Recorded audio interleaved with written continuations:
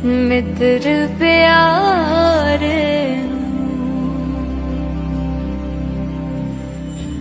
हाल मुरीदा दा कहना।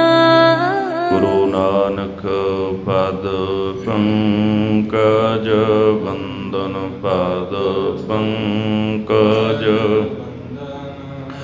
सिमरो अंगद दुख निकंद।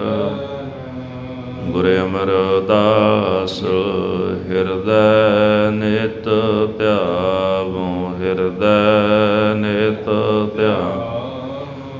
श्री गुरु रामदास गुण गुर अर्जन बिघ्नन के नासक बिघ्नन के। हर गोबिंद शुभ सुमत परकार। श्री हर राय नमो कर जोरी नमो कर। श्री हर कृष्ण मनाओ बहो। गुर तेग बहादुर परम कृपाला जी परम कृपा।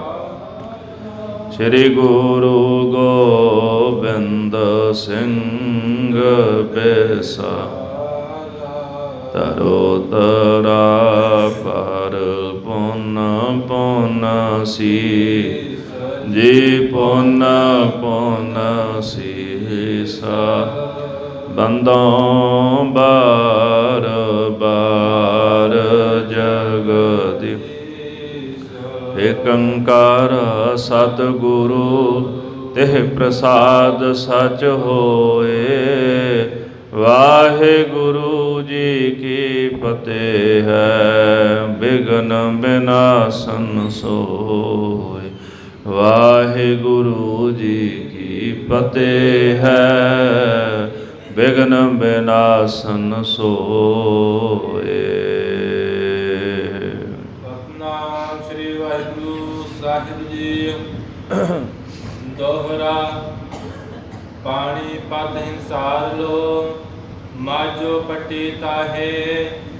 निवाज नगारा तुर्क को ओ बांग दे नाहे।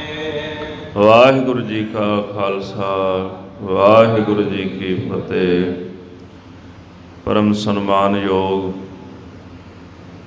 गरीब नवाज सच्चे पातशाह ਸਾਹਿਬ ਕਮਾਲ ਸਤਿਗੁਰੂ ਧੰਨ ਧੰਨ ਸ੍ਰੀ ਗੁਰੂ ਗ੍ਰੰਥ ਸਾਹਿਬ ਜੀ ਮਹਾਰਾਜ ਗੁਰਦੇਵ ਪਿਤਾ ਜੀ ਦੇ ਪਾਵਨ ਮੁਬਾਰਕ ਚਰਨਾਂ ਪਾਸ ਸੰਧਿਆ ਦੇ ਸੁੰਦਰ ਸਜੇ ਦੀਵਾਨਾਂ ਵਿੱਚ ਜੁੜ ਬੈਠੀ ਗੁਰੂ ਸਰੂਪ ਗੁਰੂ ਖਾਲਸਾ ਸਾਧ ਸੰਗਤ ਜੀ। ਆਪ ਜੀ ਸਰਬੱਤ ਗੁਰਸਿੱਖ ਸੰਗਤਾਂ ਖਾਲਸੇ ਪੰਥ ਦੇ ਮਹਾਨ ਮਾਣਮੱਤੇ ਇਤਿਹਾਸ ਨੂੰ ਸਰਵਣ ਕਰਨ ਵਾਸਤੇ ਗੁਰੂ ਸਾਹਿਬ ਦੇ ਚਰਨਾਂ ਵਿੱਚ ਬਿਰਾਜੇ ਹੋ। ਬਾਬਾ ਬੰਦਾ ਸਿੰਘ ਬਹਾਦਰ ਜਿਨ੍ਹਾਂ ਨੇ ਇੱਕ ਸਿੱਖ ਦੀ ਬੇਨਤੀ ਸੁਣ ਕੇ ਪਾਇਲ ਨਗਰ ਦੇ ਉੱਤੇ ਹਮਲਾ ਕੀਤਾ ਹੈ। ਉਸ ਨਗਰ ਦੇ ਅਧੀਨ ਇੱਕ ਘੁਡਾਣੀ ਨਗਰ ਆਉਂਦਾ ਹੈ ਜਿੱਥੇ ਮੁਹੰਮਦ ਖਾਨ ਤੇ ਸ਼ਾਹਬਾਜ਼ ਖਾਨ ਦੇ ਨਾਲ ਜੰਗ ਹੁੰਦਾ ਹੈ। ਘੁਡਾਣੀ ਵਿੱਚ ਰਾਮ ਰਾਈਏ ਰਹਿੰਦੇ ਸਨ ਜਿਨ੍ਹਾਂ ਨੇ ਇੱਕ ਸਿੱਖ ਨੂੰ ਗੁਰੂ ਸਾਹਿਬ ਦੀ ਨਿੰਦਿਆ ਕਰਕੇ ਕੁੱਟਮਾਰ ਕੀਤੀ, ਉਹਦੇ ਸਾਜ਼ ਤੋੜ ਦਿੱਤੇ। ਤੇ ਬੰਦਾ ਸਿੰਘ ਬਹਾਦਰ ਨੂੰ ਸਿੱਖ ਨੇ ਆਖਿਆ ਸੀ ਵੀ ਕੁੱਟਮਾਰ ਤਾਂ ਭੁੱਲ ਗਈ ਪਰ ਗੁਰੂ ਦੀ ਨਿੰਦਿਆ ਨਹੀਂ ਭੁਲਾ ਸਕਿਆ। ਬੰਦਾ ਸਿੰਘ ਬਹਾਦਰ ਨੂੰ ਰੋਹ ਆਇਆ, ਇਸ ਕਰਕੇ ਉਹਨੇ ਉਸ ਨਗਰ 'ਤੇ ਹਮਲਾ ਕਰਕੇ ਉਸ ਨਗਰ ਨੂੰ ਤਬਾਹ ਕੀਤਾ, ਭਾਵ ਦੁਸ਼ਟਾਂ ਨੂੰ ਸਜ਼ਾ ਦਿੱਤੀ, ਮਲੀਆ ਮੇਟ ਕਰ ਦਿੱਤਾ। ਉਪਰੰਤ ਪਾਣੀਪਤ ਦੇ ਵਿੱਚ ਨਿਸ਼ਾਨ ਸਾਹਿਬ ਉਹਨਾਂ ਨੇ ਖਾਲਸੇ ਪੰਥ ਦੀ ਸਰਹੱਦ ਲਈ ਗੱਢਿਆ ਹੈ। ਤੁਰਕਾਂ ਦੀ ਫੌਜ ਉਸ ਤੋਂ ਅੱਗੇ ਨਹੀਂ ਸੀ ਆ ਸਕਦੀ। ਉਹ ਨਿਸ਼ਾਨ ਸਾਹਿਬ ਵੀ ਐਸਾ ਸੀ, ਰਖਵਾਲਾ ਕੋਈ ਨਹੀਂ ਸੀ, ਉਹਨੂੰ ਪੁੱਟ ਨਹੀਂ ਸੀ ਸਕਦਾ ਕੋਈ, ਨਾ ਹੀ ਉਹਦੀਆਂ ਖਿੱਚਾਂ ਨੂੰ ਕੋਈ ਤਲਵਾਰ ਦੇ ਨਾਲ ਕੱਟ ਸਕਦਾ ਸੀ। ਜੇ ਕੋਈ ਯਤਨ ਵੀ ਕਰਦਾ ਸੀ ਤੇ ਤਲਵਾਰ ਉਹਦੇ ਆਪਣੇ ਆਪ ਵੱਜਦੀ ਸੀ। ਸੋ ਇਸ ਪ੍ਰਕਾਰ ਬੰਦਾ ਸਿੰਘ ਬਹਾਦਰ ਦਾ ਪ੍ਰਤਾਪ ਵਧਣ ਲੱਗਾ। ਥੋੜ੍ਹੀ ਜਿਹੀ ਬਿਰਤੀ ਵੀ ਬਦਲਣੀ ਸ਼ੁਰੂ ਹੋ ਗਈ। ਉਹਨਾਂ ਨੇ ਥੋੜ੍ਹਾ ਆਪਣਾ ਨਵਾਂ ਰਾਹ ਵੀ ਤੋਰ ਲਿਆ, ਵੱਖ ਹੋ ਗਏ। ਕੋਈ ਭੁੱਖਾ ਹੁੰਦਾ ਉਹਨੂੰ ਰਜਾ ਦਿੰਦੇ ਨੇ, ਕੋਈ ਦੁੱਧ ਪੁੱਤ ਮੰਗਣ ਆਉਂਦਾ ਉਹ ਦੇ ਦਿੰਦੇ ਨੇ। ਮਾਣ ਹੋਣਾ ਸ਼ੁਰੂ ਹੋ ਗਿਆ।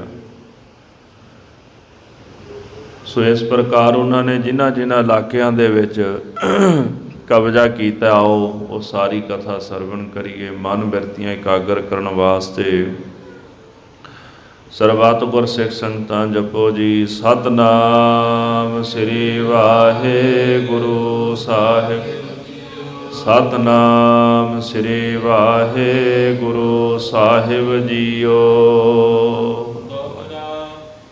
ਪਾਣੀਪਤ ਹਿੰਸਾਰ ਲੋਕ ਮਾਝੋ ਪੱਟੀ ਤਾਹੇ। ਬਾਬਾ ਬੰਦਾ ਸਿੰਘ ਬਹਾਦਰ ਨੇ ਬੜੀਆਂ ਦੂਰ ਦੂਰ ਤੱਕ ਮੱਲਾਂ ਮਾਰੀਆਂ। ਦਿੱਲੀ ਉਸ ਇਲਾਕੇ ਤੋਂ ਸ਼ੁਰੂ ਕਰਕੇ, ਕਿਉਂਕਿ ਪੰਜਾਬ ਜਿਹੜਾ ਬੜਾ ਵਿਸ਼ਾਲ ਸੀਗਾ, ਹਰਿਆਣਾ ਆਦਿ ਸਭ ਕੁਝ ਪੰਜਾਬ 'ਚ ਹੀ ਆਉਂਦਾ ਸੀ। ਹੌਲੀ ਹੌਲੀ ਜਿਉਂ-ਜਿਉਂ ਸਮਾਂ ਨਿਕਲਦਾ ਗਿਆ, ਪੰਜਾਬ ਛੋਟਾ ਜਿਹਾ ਬਣਾ ਦਿੱਤਾ ਇਹਨਾਂ ਨੇ। ਹਿਮਾਚਲ, ਚੰਡੀਗੜ੍ਹ, ਹਰਿਆਣਾ, ਇੱਧਰ ਪਾਕਿਸਤਾਨ ਵੱਲ ਬਹੁਤ ਸਾਰਾ ਇਲਾਕਾ ਸਭ ਪੰਜਾਬ ਦਾ ਇਲਾਕਾ ਸੀ। ਬੜੀ ਵੱਡੀ ਸਟੇਟ ਸੀ। ਔਰ ਤੁਸੀਂ ਪੜ੍ਹੋਗੇ ਤੇ ਪੰਜਾਬ ਦਾ ਇਤਿਹਾਸ ਵੀ ਸਭ ਤੋਂ ਵਿਲੱਖਣ ਇਤਿਹਾਸ ਹੈ ਪੰਜਾਬ ਦਾ। ਬਾਬਾ ਬੰਦਾ ਸਿੰਘ ਬਹਾਦਰ ਨੇ ਪਾਣੀਪਤ, ਹਿਸਾਰ ਤੋਂ ਲੈ ਕੇ ਮਾਝੇ ਦੇ ਇਲਾਕੇ ਵਿੱਚ ਇੱਥੋਂ ਪੱਟੀ ਤਾਈਂ ਹਰ ਪਾਸੇ ਖਾਲਸੇ ਦਾ ਰਾਜ ਸਥਾਪਿਤ ਕੀਤਾ ਹੈ।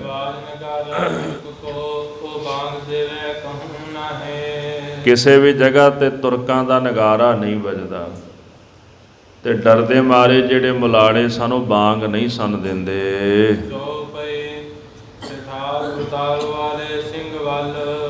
ਇਸੇ ਤਰ੍ਹਾਂ ਸਠਾਲ, ਇਸ ਪਿੰਡ ਦਾ ਅਸਲ ਨਾਮ ਹੈ ਸਠਿਆਲਾ, ਤੇ ਬਤਾਲ ਵਾਲੇ ਇਸ ਇਲਾਕੇ ਵੱਲ ਸਿੰਘ ਜਾ ਪਹੁੰਚੇ ਹਨ।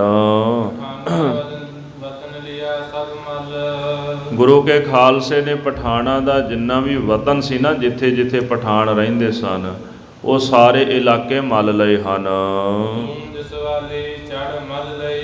ਜਿਹੜੀ ਜਸਵਾਲ ਦਾ ਰਾਜਾ ਸੀਗਾ, ਜਸਵਾਲ ਦੀ ਦੂਣ ਸੀ, ਸਿੰਘਾਂ ਨੇ ਉਹ ਵੀ ਮੱਲ ਲਈ ਹੈ।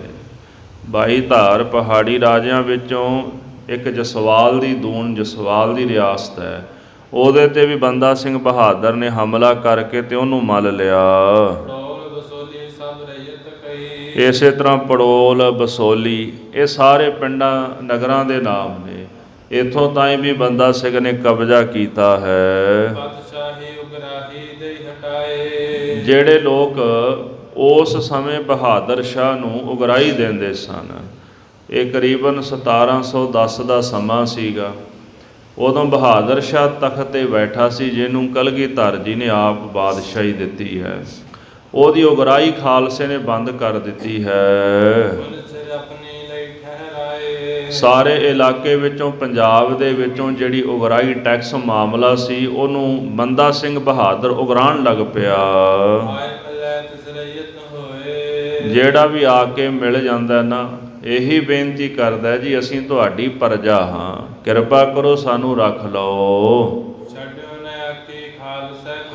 ਜਿਹੜਾ ਆ ਕੇ ਰਈਅਤ ਬਣ ਜਾਂਦਾ ਹੈ ਉਹਨੂੰ ਬੰਦਾ ਸਿੰਘ ਬਹਾਦਰ ਕੁਝ ਨਹੀਂ ਕਹਿੰਦਾ, ਤੇ ਉਹਨਾਂ ਨੂੰ ਕਹਿੰਦਾ ਵੀ ਸੁਖੀ ਵਸੋ ਭਾਈ, ਖਾਲਸੇ ਤੋਂ ਆਕੀ ਨਹੀਂ ਹੋਣਾ। ਇਸ ਤਰ੍ਹਾਂ ਜਿਹੜਾ ਆਕੀ ਹੋ ਗਿਆ ਖਾਲਸੇ ਨੇ ਉਹ ਬਖਸ਼ਿਆ ਨਹੀਂ ਹੈ।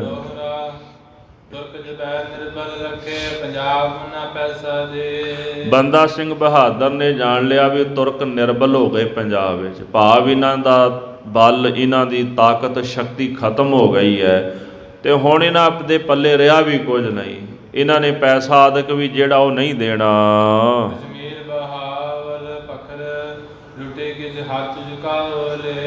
ਇਸੇ ਪ੍ਰਕਾਰ ਉਹਨਾਂ ਨੇ ਕਸ਼ਮੀਰ ਦੇ ਇਲਾਕੇ ਵਿੱਚ, ਫਿਰ ਬਹਾਵਲਪੁਰ ਦਾ ਇਲਾਕਾ, ਭੱਖਰ ਦਾ ਜਿਹੜਾ ਇਲਾਕਾ ਸੀਗਾ, ਭੱਖਰ ਸਿੰਧ ਦਾ, ਇਹਨਾਂ ਇਲਾਕਿਆਂ ਦੇ ਵਿੱਚ ਜਾ ਕੇ ਉਹਨਾਂ ਨੇ ਹਮਲਾ ਕੀਤਾ ਹੈ ਤੇ ਇਹਨਾਂ ਇਲਾਕਿਆਂ ਨੂੰ ਲੁੱਟ ਕੇ ਤੇ ਕਬਜ਼ੇ ਵਿੱਚ ਲੈ ਲਿਆ ਹੈ।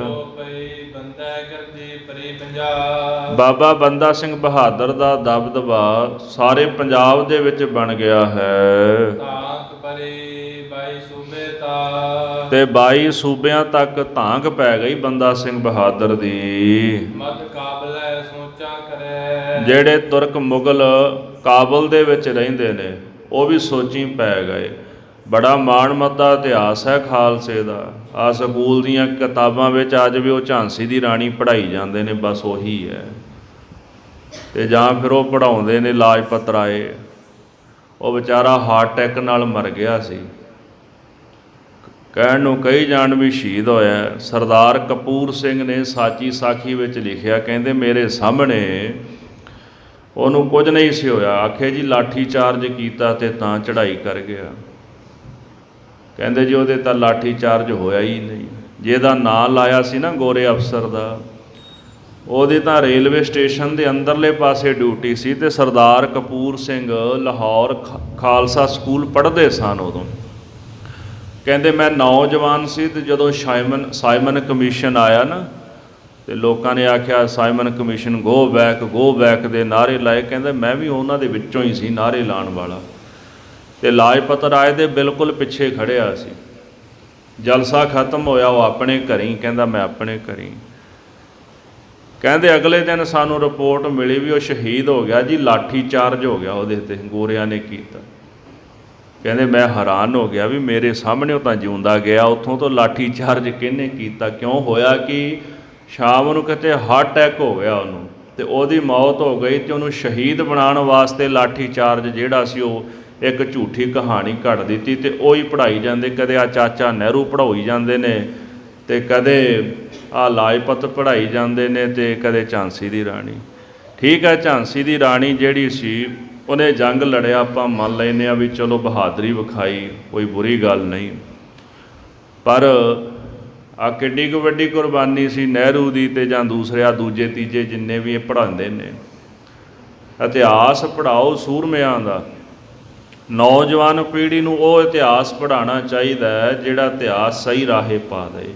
ਮੈਂ ਨਹੀਂ ਕਹਿੰਦਾ ਵੀ ਨਹਿਰੂ ਦਾ ਕਿਉਂ ਪੜ੍ਹਾਉਂਦੇ ਤੇ ਲਾਜਪਤ ਦਾ ਕਿਉਂ ਪੜ੍ਹਾਉਂਦੇ ਨੇ। ਜਿਹੜੇ ਪੜ੍ਹਾਉਂਦੇ ਉਹਨਾਂ ਨੂੰ ਮੁਬਾਰਕ ਹੈ, ਕੋਈ ਗੱਲ ਨਹੀਂ, ਪਰ ਕਮ ਸੇ ਕਮ ਪੰਜਾਬ ਤੇ ਹਿੰਦੁਸਤਾਨ ਦੇ ਉਹਨਾਂ ਯੋਧਿਆਂ ਦਾ ਇਤਿਹਾਸ ਵੀ ਪੜ੍ਹਾਉਣਾ ਚਾਹੀਦਾ ਜਿਨ੍ਹਾਂ ਨੇ ਅਬਦਾਲੀ ਵਰਗਿਆਂ ਨੂੰ ਪੰਜਾਬ ਨਹੀਂ ਸੀ ਟੱਪਣ ਦਿੱਤਾ। ਜਿਨ੍ਹਾਂ ਨੇ ਬਾਬਾ ਦੀਪ ਸਿੰਘ ਜੀ, ਸਾਧ ਸੰਗਤ ਜੀ, ਇਸੇ ਪ੍ਰਕਾਰ ਇਤਿਹਾਸ ਪੜ੍ਹੋ ਬਾਬਾ ਬੰਦਾ ਸਿੰਘ ਬਹਾਦਰ ਦਾ, ਜਿਨ੍ਹਾਂ ਨੇ ਮੁਗਲਾਂ ਦੀ ਜੜ ਪੱਟ ਦਿੱਤੀ ਹਿੰਦੁਸਤਾਨ ਵਿੱਚੋਂ।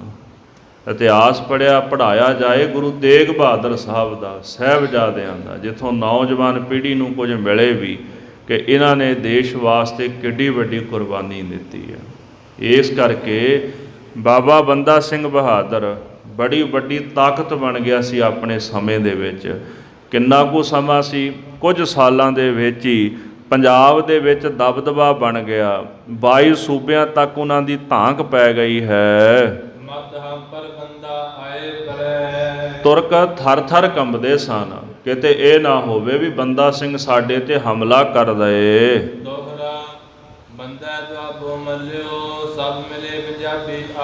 ਬੰਦਾ ਸਿੰਘ ਬਹਾਦਰ ਨੇ ਸਾਰੇ ਦੁਆਬੇ ਦੇ ਇਲਾਕੇ ਤੇ ਕਬਜ਼ਾ ਕਰ ਲਿਆ। ਜਿੰਨੇ ਵੀ ਸਿੰਘ ਸਨ ਸਾਰੇ ਬੰਦਾ ਸਿੰਘ ਨੂੰ ਆ ਮਿਲੇ ਹਨ। ਬਾਕੀ ਜਿਹੜੇ ਹਾਕਮ ਚੌਧਰੀ ਆਦਿਕ ਸਨ ਇਹਨਾਂ ਇਲਾਕਿਆਂ ਦੇ, ਉਹ ਵੀ ਬੰਦਾ ਸਿੰਘ ਨੂੰ ਆ ਕੇ ਮਿਲੇ। ਤੇ ਜਿਹੜਾ ਆਪ ਨਹੀਂ ਸੀ ਆ ਸਕਿਆ, ਉਹਨਾਂ ਨੇ ਆਪਣੇ ਵਕੀਲ, ਆਪਣੇ ਵਜ਼ੀਰ ਭੇਜ ਦਿੱਤੇ ਬੰਦਾ ਸਿੰਘ ਬਹਾਦਰ ਕੋਲ ਨਜ਼ਰਾਨੇ ਦੇ ਕੇ। ਗੱਡ ਖਾਲਸਾ ਝੰਡੇ ਝੁਲਾਏ, ਪੰਜਾਬ ਦੇ ਵਿੱਚ ਖਾਲਸੇ ਨੇ ਨਿਸ਼ਾਨ ਸਾਹਿਬ ਗੱਡ ਕੇ ਝੁਲਾ ਦਿੱਤੇ। ਤੁਰਕਨ ਕੇ ਸੋ ਪੱਟ ਗਿਰਾਏ, ਤੁਰਕਾਂ ਨੇ ਜਿੱਥੇ ਹੈਦਰੀ ਝੰਡੇ ਝੁਲਾਏ ਸਨ, ਖਾਲਸੇ ਨੇ ਪੱਟ ਕੇ ਸੁੱਟ ਦਿੱਤੇ। ਸਰਹੰਦ ਨਵਾਬੀ ਬਾਜ ਸਿੰਘ ਭਈ, ਬਾਬਾ ਬਾਜ ਸਿੰਘ ਨੇ ਸਰਹੰਦ ਦੀ ਨਵਾਬੀ ਲੈ ਲਈ ਹੈ। ਉਸ ਦੂਜੇ ਤਈ, ਤੇ ਜਿਹੜਾ ਉਹਨਾਂ ਦਾ ਦੂਸਰਾ ਭਰਾ ਸੀਗਾ ਬਾਬਾ ਬਾਜ ਸਿੰਘ ਦਾ, ਤੇ ਇਸ ਪ੍ਰਕਾਰ ਉਹਨਾਂ ਨੂੰ ਦੁਆਬੇ ਦੀ ਜਿਹੜੀ ਨਵਾਬੀ ਦੇ ਦਿੱਤੀ ਗਈ ਹੈ। ਇਸੇ ਪ੍ਰਕਾਰ ਪਠਾਨਕੋਟ ਤੇ ਅਚਲ ਬਟਾਲੇ ਦਾ ਜਿਹੜਾ ਇਲਾਕਾ ਹੈ, ਬਾਬਾ ਬੰਦਾ ਸਿੰਘ ਬਹਾਦਰ ਨੇ ਵੀ ਉੱਥੇ ਜਾ ਕੇ ਤੇ ਇੱਥੋਂ ਦੇ ਸੂਬਿਆਂ ਨੂੰ ਮਾਰ ਕੇ ਇਹ ਇਲਾਕਾ ਕਬਜ਼ੇ ਵਿੱਚ ਕਰ ਲਿਆ। ਇੱਕ ਭਰਾ ਨੂੰ ਕਹਿੰਦੇ ਪਠਾਨਕੋਟ ਤੇ ਅਚਲ ਬਟਾਲੇ ਦੇ ਇਲਾਕੇ ਵਿੱਚ ਬਿਠਾ ਦਿੱਤਾ ਹੈ। ਇਸ ਤਰ੍ਹਾਂ ਸਾਧ ਸੰਗਤ ਜੀ, ਚੌਥਾ ਜਿਹੜਾ ਭਰਾ ਸੀਗਾ ਬਾਬਾ ਬੰਦਾ ਸਿੰਘ ਬਹਾਦਰ ਨੇ ਆਪਣੀ ਹਜ਼ੂਰੀ ਵਿੱਚ ਰੱਖ ਲਿਆ। ਬਾਜ ਸਿੰਘ ਜਿਹੜਾ ਸਰਹੰਦ ਦੇ ਵਿੱਚ ਦੁਆਬੇ ਦੇ ਵਿੱਚ ਇੱਕ ਭਰਾ, ਤੇ ਇੱਕ ਪਠਾਨਕੋਟ ਦੇ ਅਚਲ ਬਟਾਲੇ, ਤੇ ਜਿਹੜਾ ਚੌਥਾ ਭਰਾ ਸੀ ਬਾਜ ਸਿੰਘ ਦਾ, ਤੇ ਉਹ ਆਪਣੇ ਦਰਬਾਰ ਵਿੱਚ ਆਪਣੀ ਹਜ਼ੂਰ ਵਿੱਚ ਰੱਖ ਲਿਆ ਹੈ। ਹੁਣ ਇੱਧਰ ਦਿੱਲੀ ਤੇ ਲਾਹੌਰ ਦੇ ਵਿੱਚ ਵੀ ਬੰਦਾ ਸਿੰਘ ਬਹਾਦਰ ਦਾ ਬੜਾ ਦਬਦਬਾ ਬਣ ਗਿਆ ਹੈ। ਜਿਹੜੇ ਤੁਰਕ ਸਨ ਉਹ ਆਪਣਾ ਪੈਰ ਨਹੀਂ ਸੀ ਮੂਹਰੇ ਕੱਢ ਸਕਦੇ, ਤਾਕਤ ਖਤਮ ਹੋ ਗਈ। ਖਾਲਸੇ ਨੇ ਤੁਰਕਾਂ ਨੂੰ ਨਿਰਬਲ ਕਰ ਦਿੱਤਾ ਹੈ। ਸਾਧ ਸੰਗਤ ਜੀ, ਜੇ ਬੰਦਾ ਸਿੰਘ ਬਹਾਦਰ ਲਕੀਰ ਖਿੱਚ ਦਿੰਦਾ ਸੀ ਨਾ, ਤੇ ਚੈਲੰਜ ਕਰਦਾ ਸੀ, ਟੱਪ ਕੇ ਵਿਖਾਓ ਜੇ ਤਾਕਤ ਹੈ, ਤੇ ਕਿਸੇ ਵਿੱਚ ਹਿੰਮਤ ਨਹੀਂ ਸੀ ਕਿ ਉਹਦਾ ਚੈਲੰਜ ਸਵੀਕਾਰ ਕਰਕੇ ਤੇ ਉਹ ਲਕੀਰ ਟੱਪ ਸਕੇ।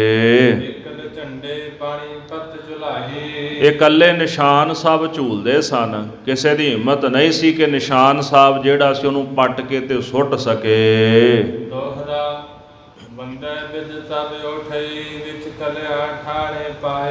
ਬਾਬਾ ਬੰਦਾ ਸਿੰਘ ਬਹਾਦਰ ਨੇ ਫਿਰ ਮਨ ਵਿੱਚ ਵਿਚਾਰ ਕੀਤੀ ਵੀ ਜਿੰਨੇ ਵੀ ਕਿਲ੍ਹੇ ਨੇ ਉਹਨਾਂ ਵਿੱਚ ਇੱਕ ਤਾਂ ਠਾਣੇ ਬਣਾਏ ਜਾਣ, ਇਲਾਕਿਆਂ ਦੇ ਵਿੱਚ ਠਾਣੇ ਬਣਾ ਕੇ ਤੇ ਸਾਰੇ ਕਿਲ੍ਹੇ ਨੇ ਇੱਕ ਦੂਜੇ ਦੇ ਨਾਲ ਜੋੜ ਦਿੱਤੇ ਜਾਣ। ਜਿੱਥੇ ਉਹਨਾਂ ਨੇ ਠਾਣੇ ਬਣਾ ਦਿੱਤੇ, ਉੱਥੇ ਕਿਲ੍ਹਿਆਂ ਦੇ ਵਿੱਚ ਨਾ ਆਪਣੀ ਜਗ੍ਹਾ ਵੀ ਬਣਾ ਲਈ ਬੰਦਾ ਸਿੰਘ ਬਹਾਦਰ ਨੇ ਰਹਿਣ ਵਾਸਤੇ। ਅੰਦਰ ਹੀ ਮਹਿਲ ਬਣਾ ਲਿਆ ਤੇ ਉਹਦੇ ਵਿੱਚ ਹੀ ਉਹ ਰਹਿਣ ਲੱਗ ਪਏ। ਇੱਧਰ ਪਾਣੀਪਤ ਤੋਂ ਲੈ ਕੇ ਪਠਾਨਕੋਟ ਤੱਕ ਜਿੰਨਾ ਇਲਾਕਾ ਹੈ, ਬੰਦਾ ਸਿੰਘ ਬਹਾਦਰ ਨੇ ਕਹਿੰਦੇ ਇੱਥੇ ਕਿਲ੍ਹੇ ਬਣਾ ਲਏ ਥਾਂ ਥਾਂ ਤੇ ਇਲਾਕਿਆਂ ਦੇ ਵਿੱਚ, ਵੀ ਇੱਕ ਦੂਜੇ ਦੇ ਨਾਲ ਕਿਲ੍ਹੇ ਜਿਹੜੇ ਉਹ ਜੁੜੇ ਰਹਿਣ, ਤੇ ਜਦੋਂ ਵੀ ਖਾਲਸੇ ਨੂੰ ਲੋੜ ਪਏ ਤੇ ਇਹਨਾਂ ਦੀ ਵਰਤੋਂ ਕੀਤੀ ਜਾ ਸਕੇ। ਬੰਦਾ ਸਿੰਘ ਬਹਾਦਰ ਕਦੇ ਕਿਸੇ ਕਿਲ੍ਹੇ ਦੇ ਵਿੱਚ ਜਾਂਦਾ ਹੈ ਤੇ ਕਿਸੇ ਨੂੰ ਖਬਰ ਵੀ ਨਹੀਂ ਦਿੰਦਾ, ਇਕੱਲਾ ਹੀ ਘੋੜੇ ਤੇ ਸਵਾਰ ਹੋ ਕੇ ਜਿੱਥੇ ਜੀ ਕਰਦਾ ਉਹ ਕਿਲ੍ਹੇ 'ਚ ਚਲਾ ਜਾਂਦਾ ਹੈ। ਅਚਾਨਕ ਹੀ ਕਿਲ੍ਹੇ ਵਿੱਚ ਵੜ ਜਾਂਦਾ ਤੇ ਕਿਸੇ ਕੋਲੋਂ ਜਾਣਿਆ ਨਹੀਂ ਜਾਂਦਾ। ਭਾਵ ਜਿਹੜੇ ਪਹਿਰੇਦਾਰ ਵੀ ਖੜੇ ਹੁੰਦੇ ਨਾ, ਉਹਨਾਂ ਨੂੰ ਵੀ ਨਹੀਂ ਪਤਾ ਲੱਗਦਾ ਜਦੋਂ ਕਿਲ੍ਹੇ ਵਿੱਚ ਵੜ ਜਾਂਦਾ ਹੈ। ਕੁੰਡੇ ਉਵੇਂ ਲੱਗੇ ਰਹਿੰਦੇ ਨੇ, ਜੰਦੇ ਵੀ ਲੱਗੇ ਰਹਿੰਦੇ ਨੇ। ਕਰਾਮਾਤੀ ਸੀ ਨਾ, ਤੇ ਕਰਾਮਾਤ ਦੇ ਨਾਲ ਹੀ ਕਿਲ੍ਹਿਆਂ ਵਿੱਚ ਪ੍ਰਵੇਸ਼ ਹੋ ਜਾਂਦਾ ਹੈ। ਕਦੇ ਧਰਤੀ ਦੇ ਵਿੱਚ ਪ੍ਰਵੇਸ਼ ਹੋ ਜਾਂਦਾ ਤੇ ਕਦੇ ਆਕਾਸ਼ ਦੇ ਵਿੱਚ ਚੜ੍ਹ ਜਾਂਦਾ। ਜਿਵੇਂ ਭਾਈ ਸਾਹਿਬ ਪਿੱਛੇ ਲੇਖ ਆਏ ਨਾ, ਵੀ ਬੰਦੇ ਨੇ ਨਵੀਂ ਰੀਤ ਚਲਾ ਲਈ। ਮਹਾਰਾਜ ਨੇ ਤਾਕਤਾਂ ਤਾਂ ਦਿੱਤੀਆਂ ਸਨ, ਪਰ ਹੁਕਮ ਕੀਤਾ ਸੀ ਵੀ ਜੰਗ ਲੜਨਾ ਹੈ, ਜੰਗ ਲੜ ਕੇ ਦੁਸ਼ਟਾਂ ਦਾ ਘਾਤ ਕਰਨਾ ਹੈ। ਪਰ ਬੰਦਾ ਸਿੰਘ ਬਹਾਦਰ ਥੋੜ੍ਹਾ ਕਰਾਮਾਤਾਂ ਵਾਲੇ ਪਾਸੇ ਆਉਣਾ ਸ਼ੁਰੂ ਹੋ ਗਏ, ਕਰਾਮਾਤ ਵਿਖਾਉਣ ਲੱਗ ਪਏ ਹਨ। ਕਿਸੇ ਨੂੰ ਨਜ਼ਰ ਨਹੀਂ ਸੀ ਆਉਂਦੇ। ਜਦੋਂ ਵੀ ਕਿਸੇ ਪਾਸ ਚਲੇ ਜਾਂਦੇ ਸਨ, ਕਿਸੇ ਨੂੰ ਪਤਾ ਹੀ ਨਹੀਂ ਸੀ ਲੱਗਦਾ ਵੀ ਬੰਦਾ ਸਿੰਘ ਕਿੱਧਰੋਂ ਤੇ ਕਦੋਂ ਆ ਗਿਆ ਹੈ। ਨਾ ਤਾਂ ਜਲ ਛਕਦਾ ਤੇ ਨਾ ਹੀ ਲੰਗਰ ਆਦਿਕ ਬੰਦਾ ਸਿੰਘ ਛਕਦਾ ਹੈ।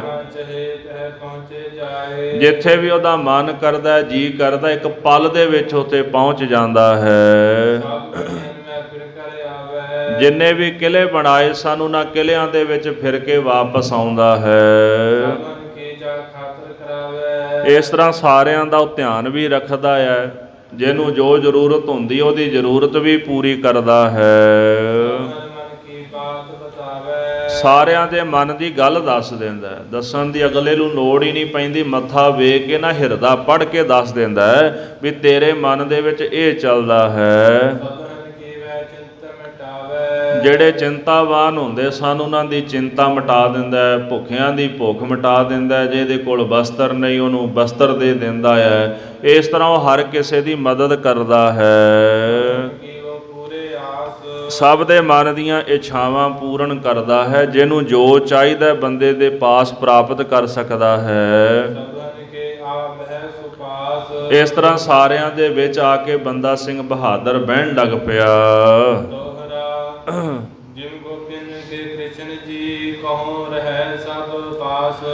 ਜਿਸ ਤਰ੍ਹਾਂ ਕਹਿੰਦੇ ਗੋਪੀਆਂ ਸਨ ਤੇ ਕ੍ਰਿਸ਼ਨ ਜੀ ਇੱਕ ਵਕਤ ਸਾਰੀਆਂ ਗੋਪੀਆਂ ਦੇ ਪਾਸ ਰਹਿੰਦੇ ਸਨ ਆਪਣੀ ਕਲਾ ਨਾਲ, ਆਤਮਿਕ ਸ਼ਕਤੀ ਦੇ ਨਾਲ। ਬੰਦਾ ਕਲਿਆਣ ਫਿਰੈ ਨਿਤ ਪ੍ਰਤ ਪੁਜਾਵੇ ਆਸ। ਇਨ ਬਿਨ ਇਸੇ ਪ੍ਰਕਾਰ ਬਾਬਾ ਬੰਦਾ ਸਿੰਘ ਬਹਾਦਰ ਵੀ ਸਾਰੇ ਕਿਲਿਆਂ ਦੇ ਵਿੱਚ ਫਿਰਦੇ ਨੇ। ਹਰ ਰੋਜ਼ ਹਰ ਇੱਕ ਕਿਲੇ ਦੇ ਵਿੱਚ ਤੇ ਹਰ ਕਿਸੇ ਦੇ ਪਾਸ ਜਾਂਦੇ ਹਨ।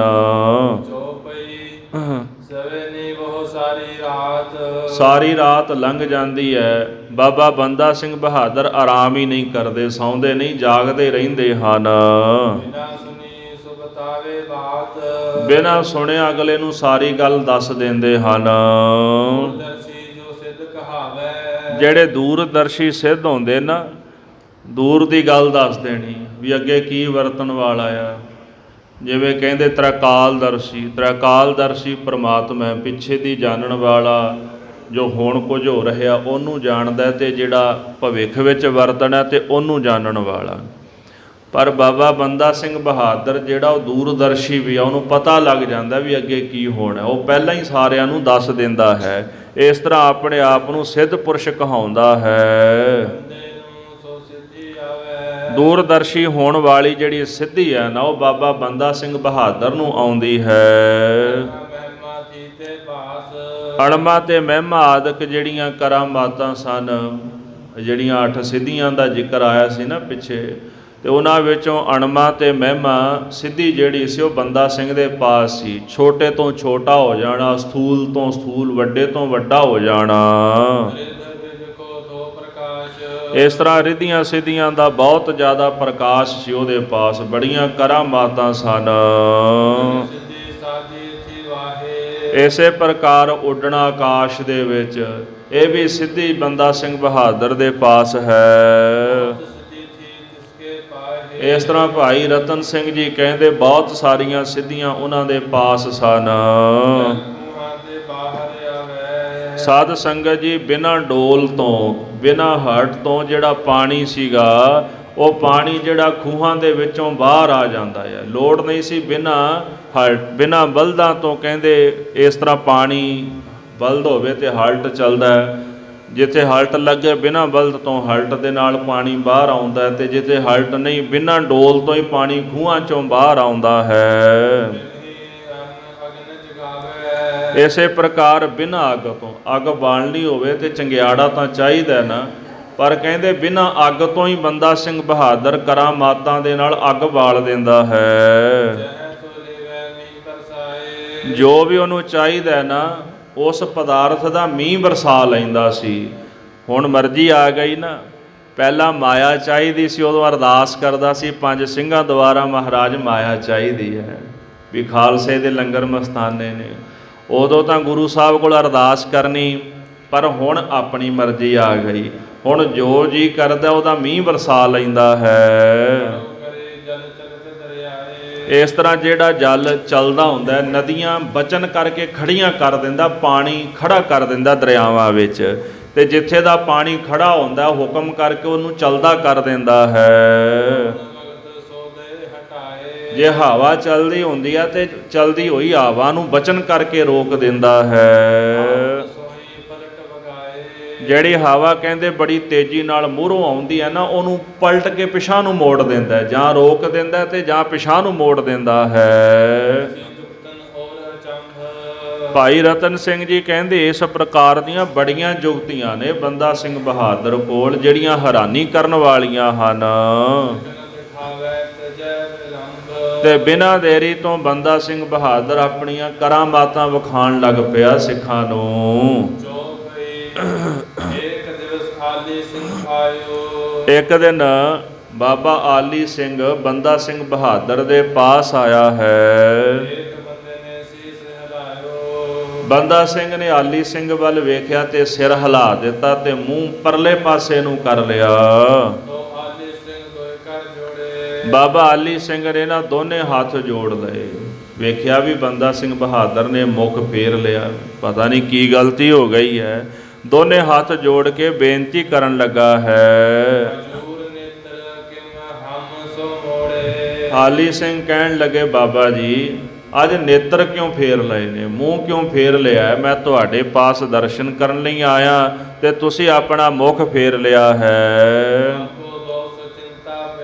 ਮੇਰੇ ਮਨ ਦੇ ਵਿੱਚ ਨਾ ਬੜੀ ਚਿੰਤਾ ਹੋ ਗਈ ਹੈ, ਮੈਨੂੰ ਲੱਗਦਾ ਵੀ ਕੋਈ ਮਾਜਰਾ, ਕੋਈ ਮਸਲਾ ਹੈ, ਅੱਜ ਤਾਂ ਹੀ ਤੁਸੀਂ ਆਪਣਾ ਮੁੱਖ ਫੇਰਿਆ ਹੈ। ਜਥੇਦਾਰ ਜੀ ਮੇਰੇ ਕੋਲੋਂ ਕੀ ਗਲਤੀ ਹੋ ਗਈ ਹੈ, ਕਿਹੜਾ ਗੁਨਾਹ ਹੋ ਗਿਆ ਹੈ? ਇਹ ਬਚਨ ਸੁਣ ਕੇ ਬਾਬਾ ਬੰਦਾ ਸਿੰਘ ਬਹਾਦਰ ਆਲੀ ਸਿੰਘ ਨੂੰ ਕਹਿਣ ਲੱਗੇ ਹਨ, ਕਹਿਣ ਲੱਗੇ ਆਲੀ ਸਿੰਘ ਮੈਨੂੰ ਚਿੰਤਾ ਇਸ ਗੱਲ ਦੀ ਹੋਈ ਹੈ ਕਿ ਅੱਜ ਤੋਂ 22ਵੇਂ ਦਿਨ ਤੇਰੇ 2 ਪੁੱਤਰ ਚੜ੍ਹਾਈ ਕਰ ਜਾਣੇ ਨੇ, ਅਕਾਲ ਚਲਾਣਾ ਕਰ ਜਾਣੇ ਨੇ। ਇਸ ਕਰਕੇ ਨਾ ਮੈਨੂੰ ਚਿੰਤਾ ਪੈ ਗਈ ਤੇਰੇ ਵੱਲ ਵੇਖ ਕੇ।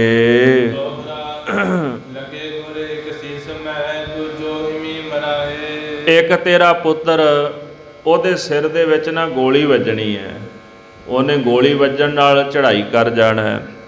ਤੇ ਜਿਹੜਾ ਦੂਸਰਾ ਛੋਟਾ ਪੁੱਤਰ ਹੈ ਉਹਨੇ ਇਸੇ ਤਰ੍ਹਾਂ ਹੀ ਚੜ੍ਹਾਈ ਕਰ ਜਾਣਾ, ਬਿਨਾਂ ਕਾਰਨ ਤੋਂ ਪਤਾ ਹੀ ਨਹੀਂ ਲੱਗਣਾ।